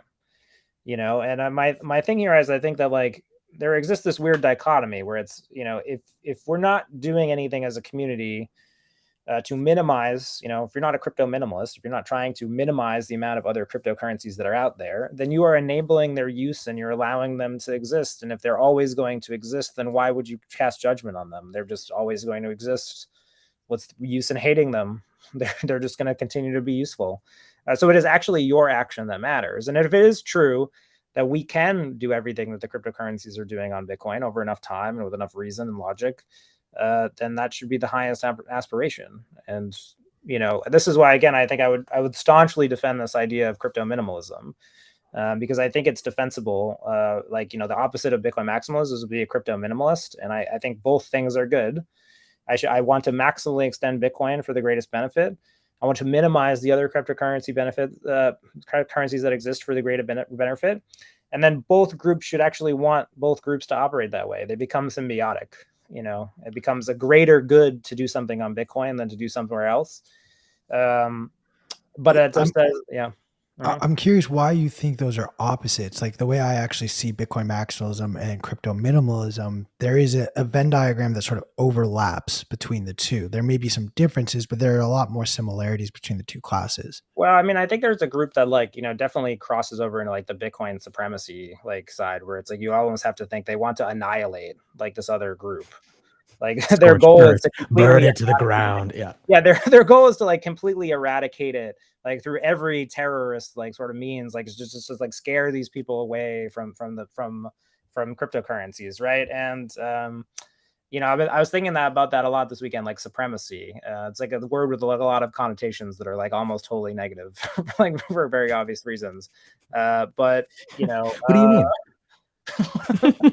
That's true. Like, have we crossed over into being like into Bitcoin supremacy? And like, what's the difference between Bitcoin supremacy and Bitcoin maximalism? Like, I think Bitcoin maximalism, like, can be the vehicle by which we express our positive goals, right?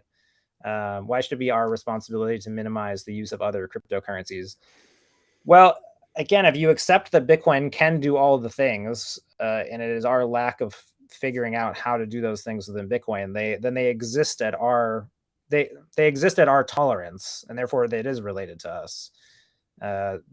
Otherwise, like, I don't know how it worked. Like the other cryptocurrencies like simply built something that they couldn't do on Bitcoin somewhere else. So it was their inability to do that caused the thing to appear. So if we actually do have the agency to do that, then we either have to accept that they did that somewhere else or allow that thing to occur on Bitcoin. That's the only two rational states to exist. Like otherwise, the third state is that it exists and it's useful and it's not on Bitcoin and we hate it arbitrarily. And I would argue that condition is a cultural failure because it encourages you to hold a view that is antithetical to reality.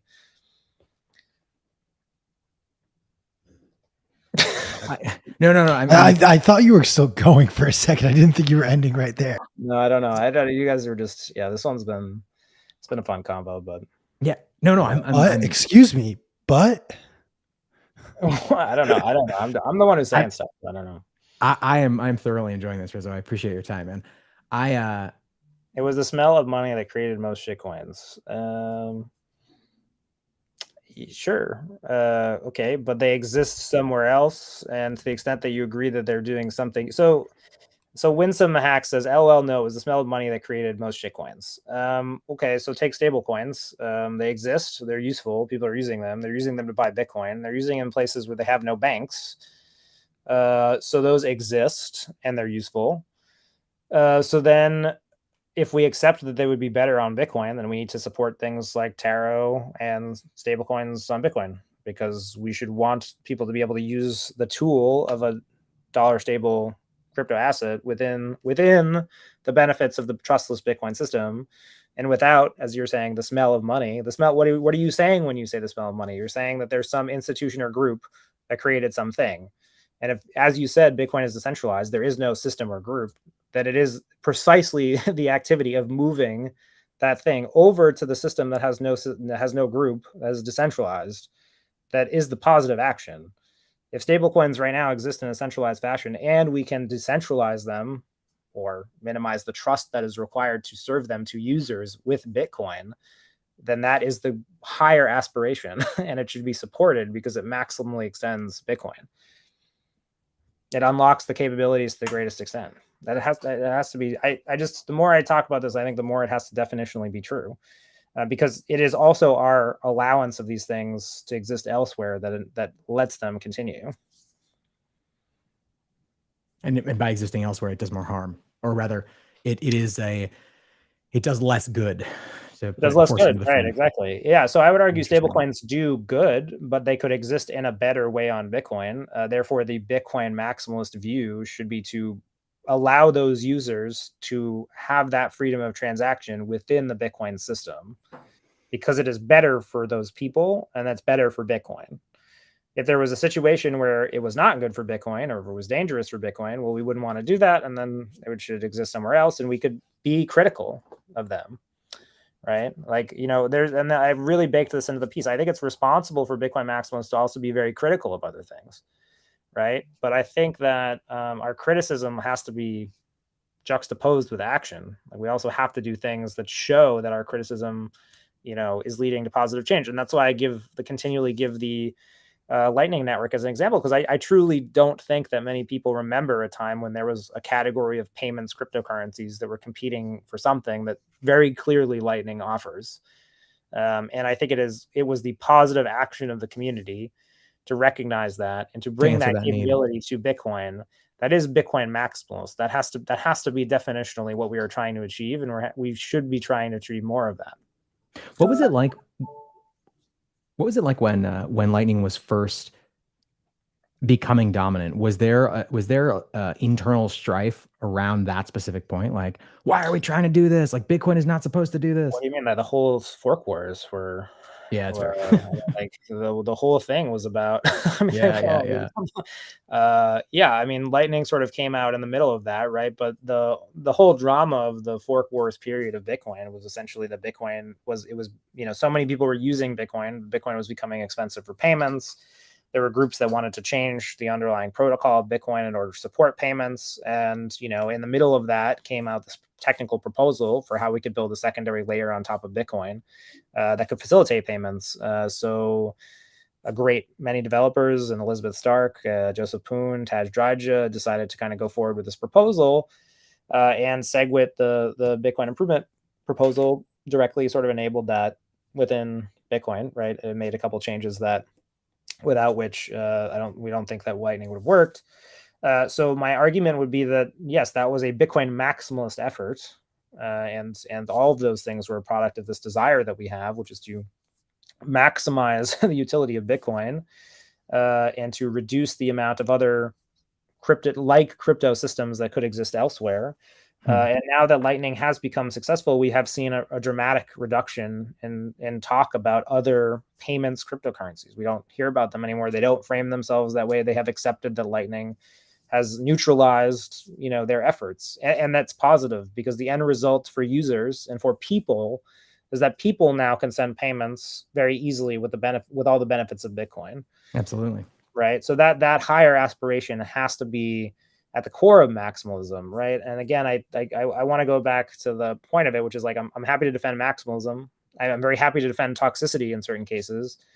And if you guys check out the article and look at the points, I'm happy to hear some criticism. But I do think we have to become more conscious of our values, because I think it is our inability and our unwillingness to define these values that has allowed other people's perceptions of these values to control us or to paint us in a certain image, right? There's this kind of connotation right now of some people kind of talk about, oh, well, can Bitcoin maximalism be saved? Like, is it a good word? Like, blah, blah, blah.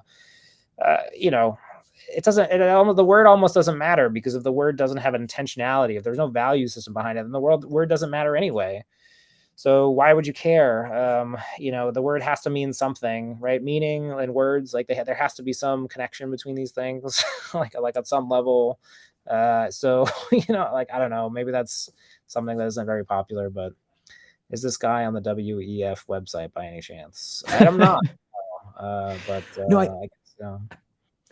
I think it's interesting that there is so much pushback.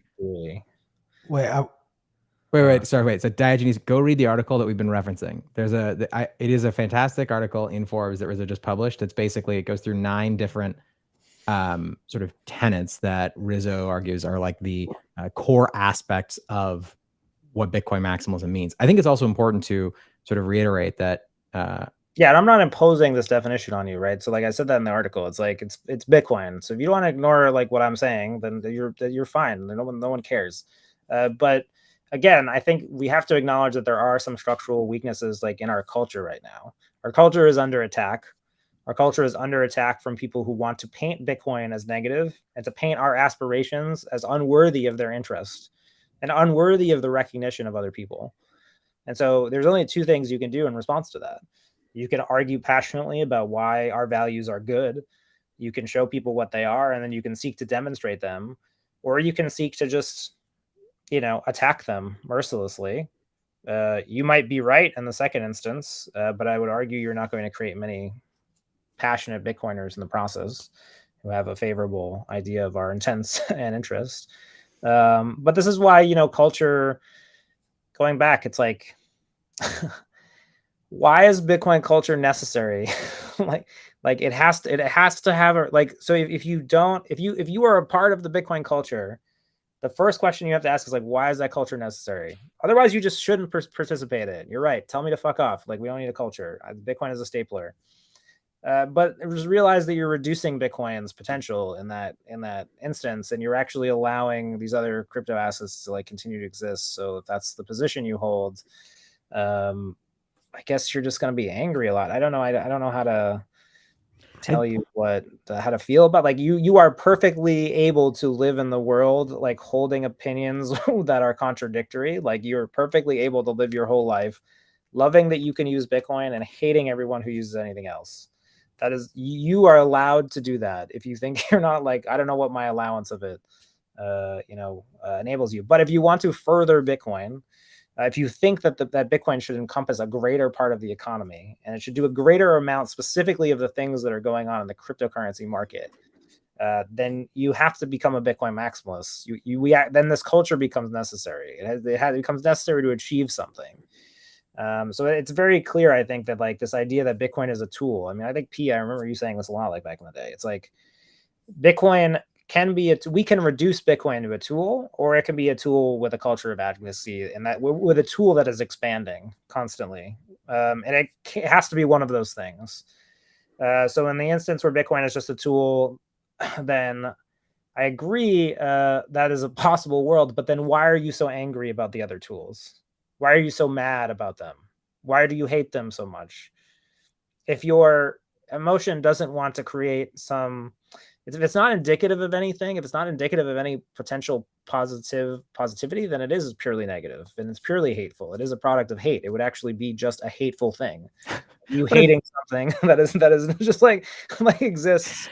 Like, I've been changing the title as we've been going, and that one is like, at one point it was like how to be a Bitcoin maximalist, and it was in parentheses, embrace Satan. I don't think either of you noticed, but no, but I'm being facetious, obviously. I think. Well, I didn't mean to kill your train of thought, Rizzo. Please continue. I don't know. Like, again, like some of the stuff, it's like also no one is saying you can't be a hateful person, but like acknowledge that you're not helping Bitcoin move forward. Then I guess at that point, yeah. But I think it can be both, right? Obviously, being a hateful person does almost no one any favors and is a horrible thing for the person who's doing it and for the people around them. So I'm going to categorically say I do not agree with the idea that anyone should be a hateful person. But I think that there are... But you should be a hateful person. No, but I think that I certainly identify as someone who was extremely disillusioned by, the great financial crisis. None of my story is unique here, but the things that we've seen happen since then, the amount of fiat that has been printed, and also just the dishonest portrayal of events as they are happening by certain centralized entities.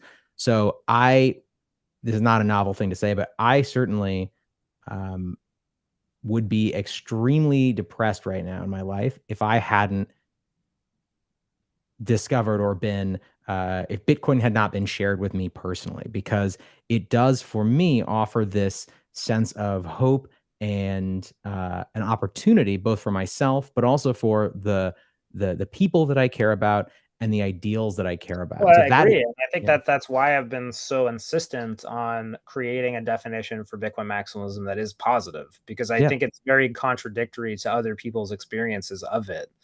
Right. So I think, somebody was talking to me at the event, he's like an author in the space, and he said, what I loved about this piece was that it was objective, right? It actually put forth a set of values that people would actually be able to agree are positive by stating them. And he's like, I also think Bitcoin maximalism is positive. And so, like then it's incumbent on us as Bitcoin maximalists to make that argument, to say, okay, here's why it is positive. Rather than just kind of dismissing like the negative criticism. The best way to fight criticism is with like a response, right? I think that, this article is very much reaction to the response. It's we as people who are Bitcoin maximalists have been labeled as ignorant and belligerent. That is what they say about us. I do not believe that is the case. And I would like to take actions that influence our culture to move away from a system that would even be associated with those things. Yeah, we should want people to aspire to be Bitcoin maximalists. Going back to the Bitcoin as a state, we don't want you to just own Bitcoin. I want you to advance Bitcoin. This is back to the stapler analogy. It's like if you orange pill people into just owning, let's call it staple pilling. Our goal should not be to just get people to suppository. own Bitcoin. Our goal should be to get people to advance Bitcoin. That should be that's even better, right? So not only just choosing Bitcoin, but getting them to be so convinced that they are aligned with our cause. They understand where we're coming from. They understand the ideals, right? This guy says he's ignorant and belligerent. I'm okay with that. Yeah, and I'm okay with you being ignorant and belligerent too within the concept. I love that Bitcoin protects, people who are owning Bitcoin from the, predatory intellectual class that is, developed around the fiat system. It is great that you can be ignorant in Bitcoin and have your wealth protected. That is something that is worthy of celebrating. But you have to realize then that that's not purely what can advance our cause. So what about the other side of the coin here? We talked a lot about, the people pushing Bitcoin. That seems like a very usual transition. But like, what about the people who read your list and they're like, I like Bitcoin, but I have no interest in doing any of these things. Like, that's I don't fine. want to. You are just simply not a Bitcoin maximalist, and I would take the personal failure that I have not encouraged you, and I've not convinced you into choosing our cause as something worthy of you adopting. So you're a failure. I am glad. My understanding that is Pete Rizzo said that he himself is a failure. It's a collective failure. It's a collective failure. I agree. Yeah. I just want to jump in there because I think that it is not enough for us to advocate honestly for anything. If you have a strong belief about something, you need to hold yourself. I would encourage people to hold themselves accountable for figuring out how to communicate about those beliefs and about those things to other people effectively in a way that they can understand. And I think that that's what you're trying to do here, Rizzo. You're trying to basically, as you said, create a suggestion for a framework, your belief of, or your understanding of what that framework entails. And I think it provides, even if Well, people yeah, disagree. I mean, like, look at an example, like, so, you guys are talking about you're going to eat shoes because the merge is coming, you're going to end up eating shoes. So, I'm looking forward to watching that. But like one of them was, a commitment to slow software changes and enfranchising users. Why am I against the Ethereum merge? Because it risks disenfranchising some users. It's unfriendly to people who are within the ETH system, who are now subject to, the social consensus of the developers, and they exist in a system where they, as users, have less rights than they do in Bitcoin. So I am opposed to the merge. I don't think it should happen, but I'm not going to go out and, make a more substantive argument against that, right? It's clearly something where it's like, what can I do to counteract that? I can only speak about why I don't think that is the right thing for that system to do, why I think Bitcoin offers a better path. And then I have to take responsibility into encouraging other people to see that vision, right? And in some cases, maybe a great video about, all the critical things about ETH is enough.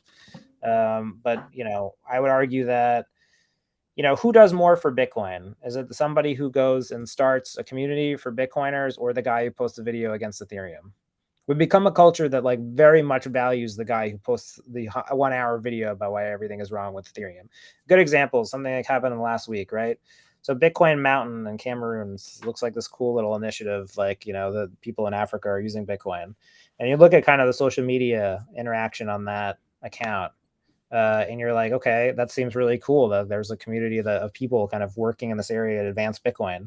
And then the guy who puts out like the 1 hour video about why the merge sucks, who does our culture reward? Our culture rewards the guy who put out the 1 hour video about why the merge sucks.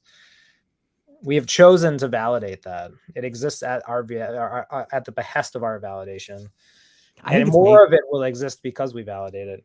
I think it's baser than that, though. I think that the two scenarios, no, but I mean, that makes it sound even worse. What I mean is, I think that the example you just gave is actually a fantastic one. And I think you're absolutely correct. And I say this as someone who, I put, I mean, honestly, thousands of hours into, along with, about 20 other people, building PlebNet, right? Which is like, I would say is the positive end of that, right? We're like, we want to learn about the Lightning Network. We don't understand it, right? And like, we're just going to like talk shit and like have fun and, teach other people. And there's so much kind of generosity in there. But I think that part of the reason that was so successful is because that group of us, like, we're all kind of crazy and we say funny, inane, like random things, and then we are able to balance it with all this knowledge and this genuine positivity about the experience.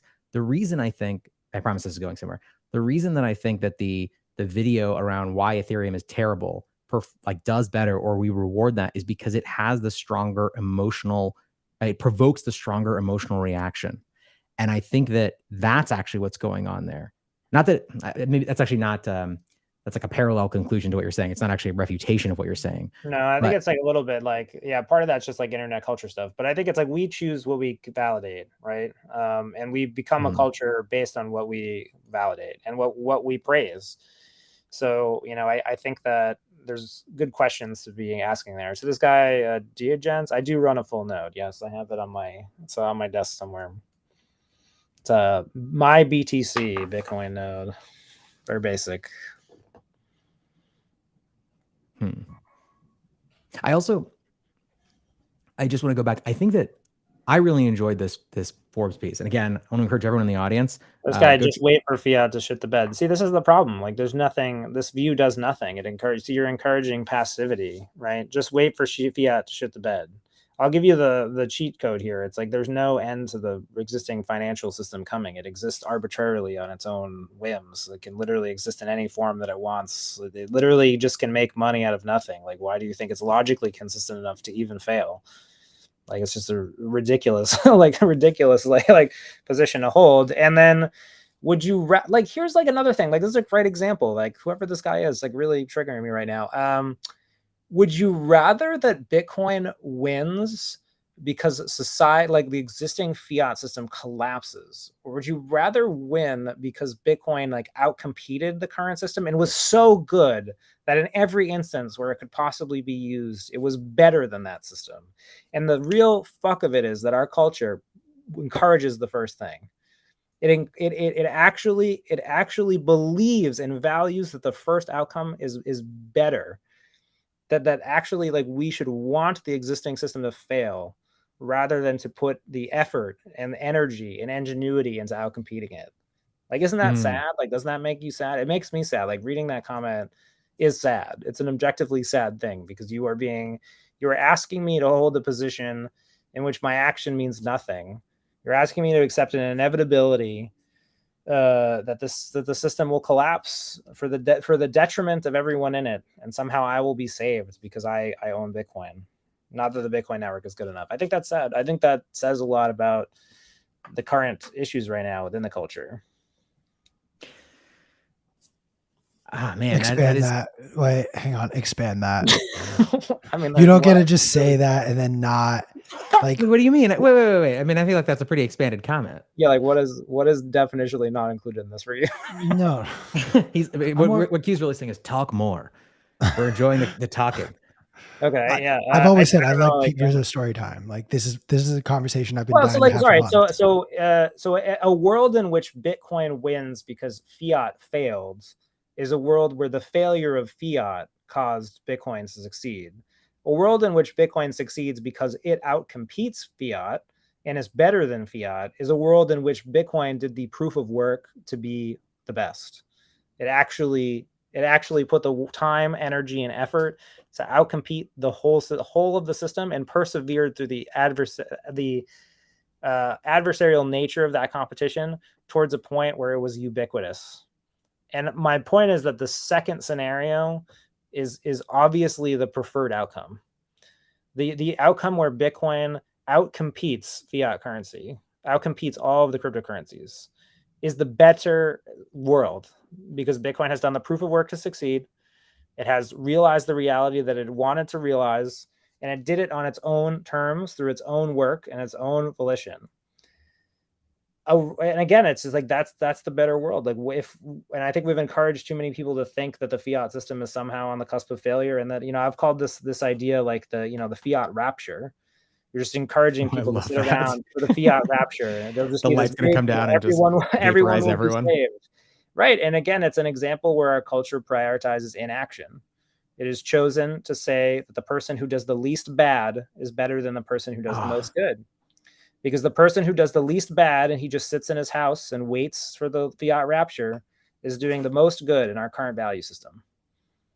And if you don't see an inherent problem with that, then I don't know what to say to you because you are literally encouraging a system where it's better for you to sit at home, stack as much Bitcoin as you possibly can, wait for a conclusion where something collapses on its own from its own failures to benefit you rather than taking any action to outcompete that system.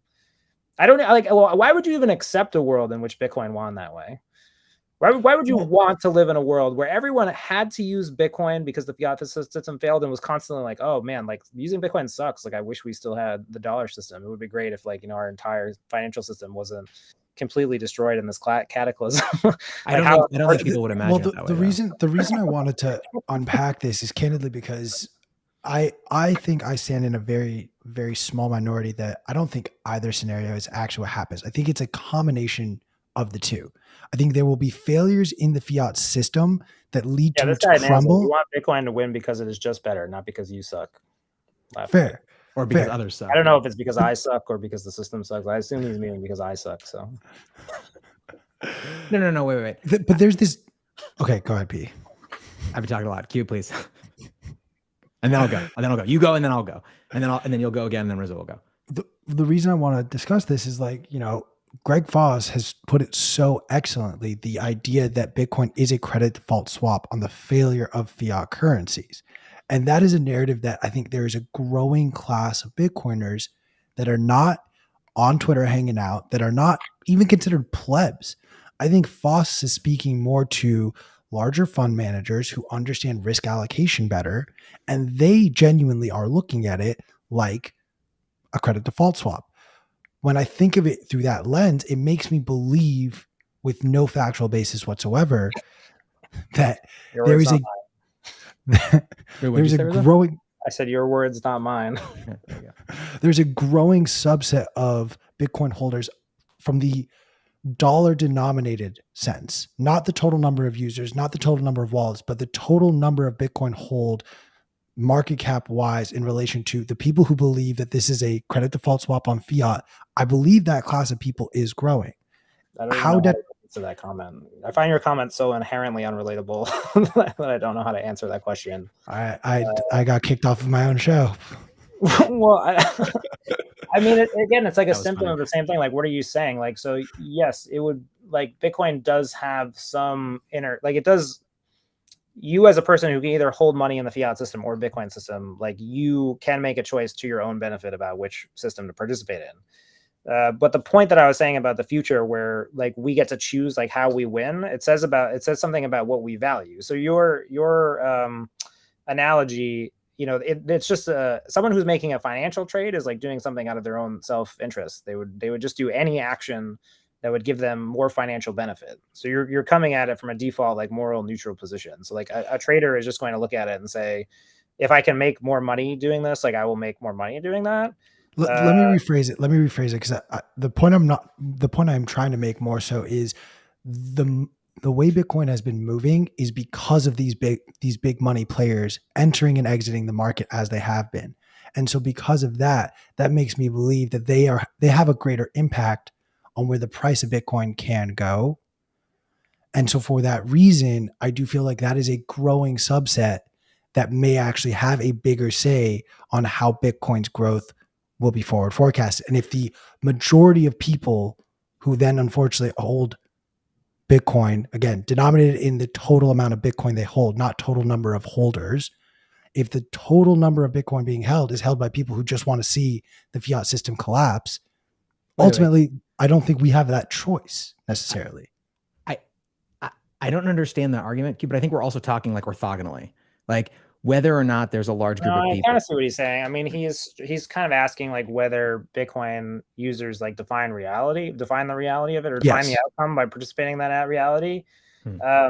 Which I think is the crux of my arguments, is that, because again, like, why is Bitcoin not just a tool? And the answer is like, it can be just a tool if we want it to be just a tool, but then we have to accept that other tools exist, or it cannot improve our tool. If we accept that framework and then don't advance against that, right, then we are accepting that limitation. So again, you have to kind of go back to like where the agency is in it, right? So just any culture where people are buying Bitcoin because something else collapses, is they're buying Bitcoin. I mean, again, I would argue they're not doing the most they can to advance Bitcoin. So they're not maximalists. They're simply buying Bitcoin as like a worst case option. So you've only, like, someone who bought Bitcoin because they think it's a credit default swap on the financial system, like, they're going to buy more Bitcoin proportional to their lack of confidence in the existing financial system, rather than their true belief that Bitcoin is a better financial system, in my opinion. Because again, they're only going to just buy it and hold it, and they're not going to actually advance like the economy in any significant way. They're not actually incentivized to do that. So my argument again is like, why does Bitcoin have a culture? Bitcoin must have a culture because we must think that it's not simply a tool that can exist on its own. We must want to advance it in some way. Therefore, maximalism. Therefore, we need some way to advance it, some cultural way to improve it. I mean, again, like some of these like really are choices that we can make. Like a world in which Bitcoin is just a single tool that does a single thing, and it's a world where like it's not worth getting angry about the fiat system or the crypto system. Like it's not worth being angry about those things. Like a system where the Bitcoin economy is truly better for everyone who is currently using cryptocurrencies and currently using fiat is a system worth advancing. I can't see any way around that fundamentally being true. Like Bitcoin must have some relationship between the two other systems. And then if it is truly better for you to be a part of that economy, then people should choose it, and then people should want to advance it. And that advancement should come from their choice and their agency, and not the failures of the other systems. people should be engaging in Bitcoin because the incentives are there for them to do so from a positive direction, because it is the better thing that is inspiring them, or that they're moving towards rather than moving away from. It can exist in the other way. My argument is that it exists in some less desirable state. It exists in a state where it is merely like, what is your relationship to something that you keep in case of emergencies? Like, what is your relationship to your fire extinguisher? Is it robust? Is there a fire extinguisher culture? Are you going to like fire a member of your local firefighters? I mean, fire extinguishers. So I own a fire extinguisher because my house would, like, if it burns down, like, if there's a fire, like, I need to put it out. I don't have a greater relationship to the thing. Like, I don't engage in a culture around it. Because the fire extinguisher is truly doing nothing more than trying to put out fires for me occasionally. Or like this guy Wade, he has like house insurance, right? Okay, like, yeah, he like your relation to that product. Oh, Wade Finley, he's a huge house insurance proponent. Yeah, he's like biggest guy. Right. So yeah, you know, like your relationship exists like on that level with the thing, right? So you don't have a positive forward-looking relationship with the object at all. But then we have this Bitcoin culture. So like my question here is like, why does it exist? The best defense that I can give for it, again, is that like Bitcoin maximalism should exist. We should exist. It should exist because we need a culture. Why do we need a culture? Because we think we have a financial system that is worthy of advancing, and that our culture then is only as useful as it allows us to advance that mission. And a culture that actively is doing things that are negative towards that mission is one that can be improved. And, you know, the best thing that I thought to do, especially right now, and we're in a time of like great discontent about the state of Bitcoin culture, was to try to define it, and try to define it in the most positive way that I could, and say, okay, and here is my best scenario. This is what we should aspire. I think most Bitcoin maximalists aspire to. What do they truly believe, and why do they believe it? And if we don't agree on that, then that's fine. But you know, got to start somewhere. If you don't agree, I highly recommend you give Pete Rizzo a follow and shoot him a DM and directly tell him how and why you don't agree. Me that I'm with the guy. He said that I sucked earlier, or no, that I was part of the WEF, right? Yes. I think that is that like a badge of honor. Am I relevant enough in the Bitcoin community now to have been accused of being part of the WEF? Is that like as I reach some sort of? I'm gonna make like you a metal badge, like a little like sheriff's badge, that you can pull out with like a leather case, and you can be like, WEF agent, drop your trousers. And culture needs a leader. I don't think that's true. Like, I don't think cultures need leaders. I think they need values. Cultures need values, not leaders. They need to have agreement on like what a good outcome is. They don't necessarily need leaders. You know, they need to believe in something. Otherwise, they don't exist really. Yeah, Rizzo, right. I want to thank you. This has been amazing. I'm serious, man. This is like Why would you go say a thing like that? Fuck, I forgot you hate compliments. Rizzo, this was awful. I expected more from you. Shit. How dare you? I think it's terrible. I mean, I agree. I mean, fun fact: Rizzo is our boss's boss's boss. Somewhere along that line, Rizzo falls. Well, now you made it fucking weird. I mean, and hilarious. But no. You know, all joking aside, I think that that any attempt to create systems by which we can critically evaluate our beliefs is super important. And so, you know, I said it a couple times. But if you disagree with parts of this conversation, I would really encourage you to go read this article. It's very short, and like force yourself to articulate what you disagree with. Don't just sort of sit there and be like, oh, this is bullshit. Like if you don't agree with part of it, whether or not you say anything publicly about it, actually hold yourself accountable for going through the intellectual the exercise, because I don't think we do that enough, and certainly not within the Bitcoin space. So I'll see you next time, guys. It's been great to be here. I think, you know, I'm looking forward to seeing what positive example you set for everyone in the Bitcoin. Oh, that's not going to happen. You guys, you're terrible two people to ask to do that. Yeah, terrible two. Wade, we will shortly send another link. It is available on Forbes, the article we have cited. Rizzo has recently put out, I believe, 3 different pieces dating back as far as April on Bitcoin maximalism. So be sure to check out his series there. Yeah. Give him a follow. One day he'll publish with Bitcoin Magazine eventually. I do have one request, Rizzo. Can you fix the next time we have you on? I'm going to need you to not look like you're living inside of a dollhouse. If you could Do that for me. That'd I be don't awesome. like. I like that. It underscores like the wholesomeness of the argument, which is like, it's like be your grandmother's Bitcoin. It's like you want to. What is like what kind of like be the movement. Be like Right. a Bitcoin movement. I take back I all love the you, Pete compliments I Rizzo. gave you. We're done. We got to go. Guys, pop on over to Twitter Spaces. I am right, so sorry. We got to end it hard right here. We have Bitcoin Magazine Pro, so hop on over to Twitter Spaces, gang. Peace. And use promo code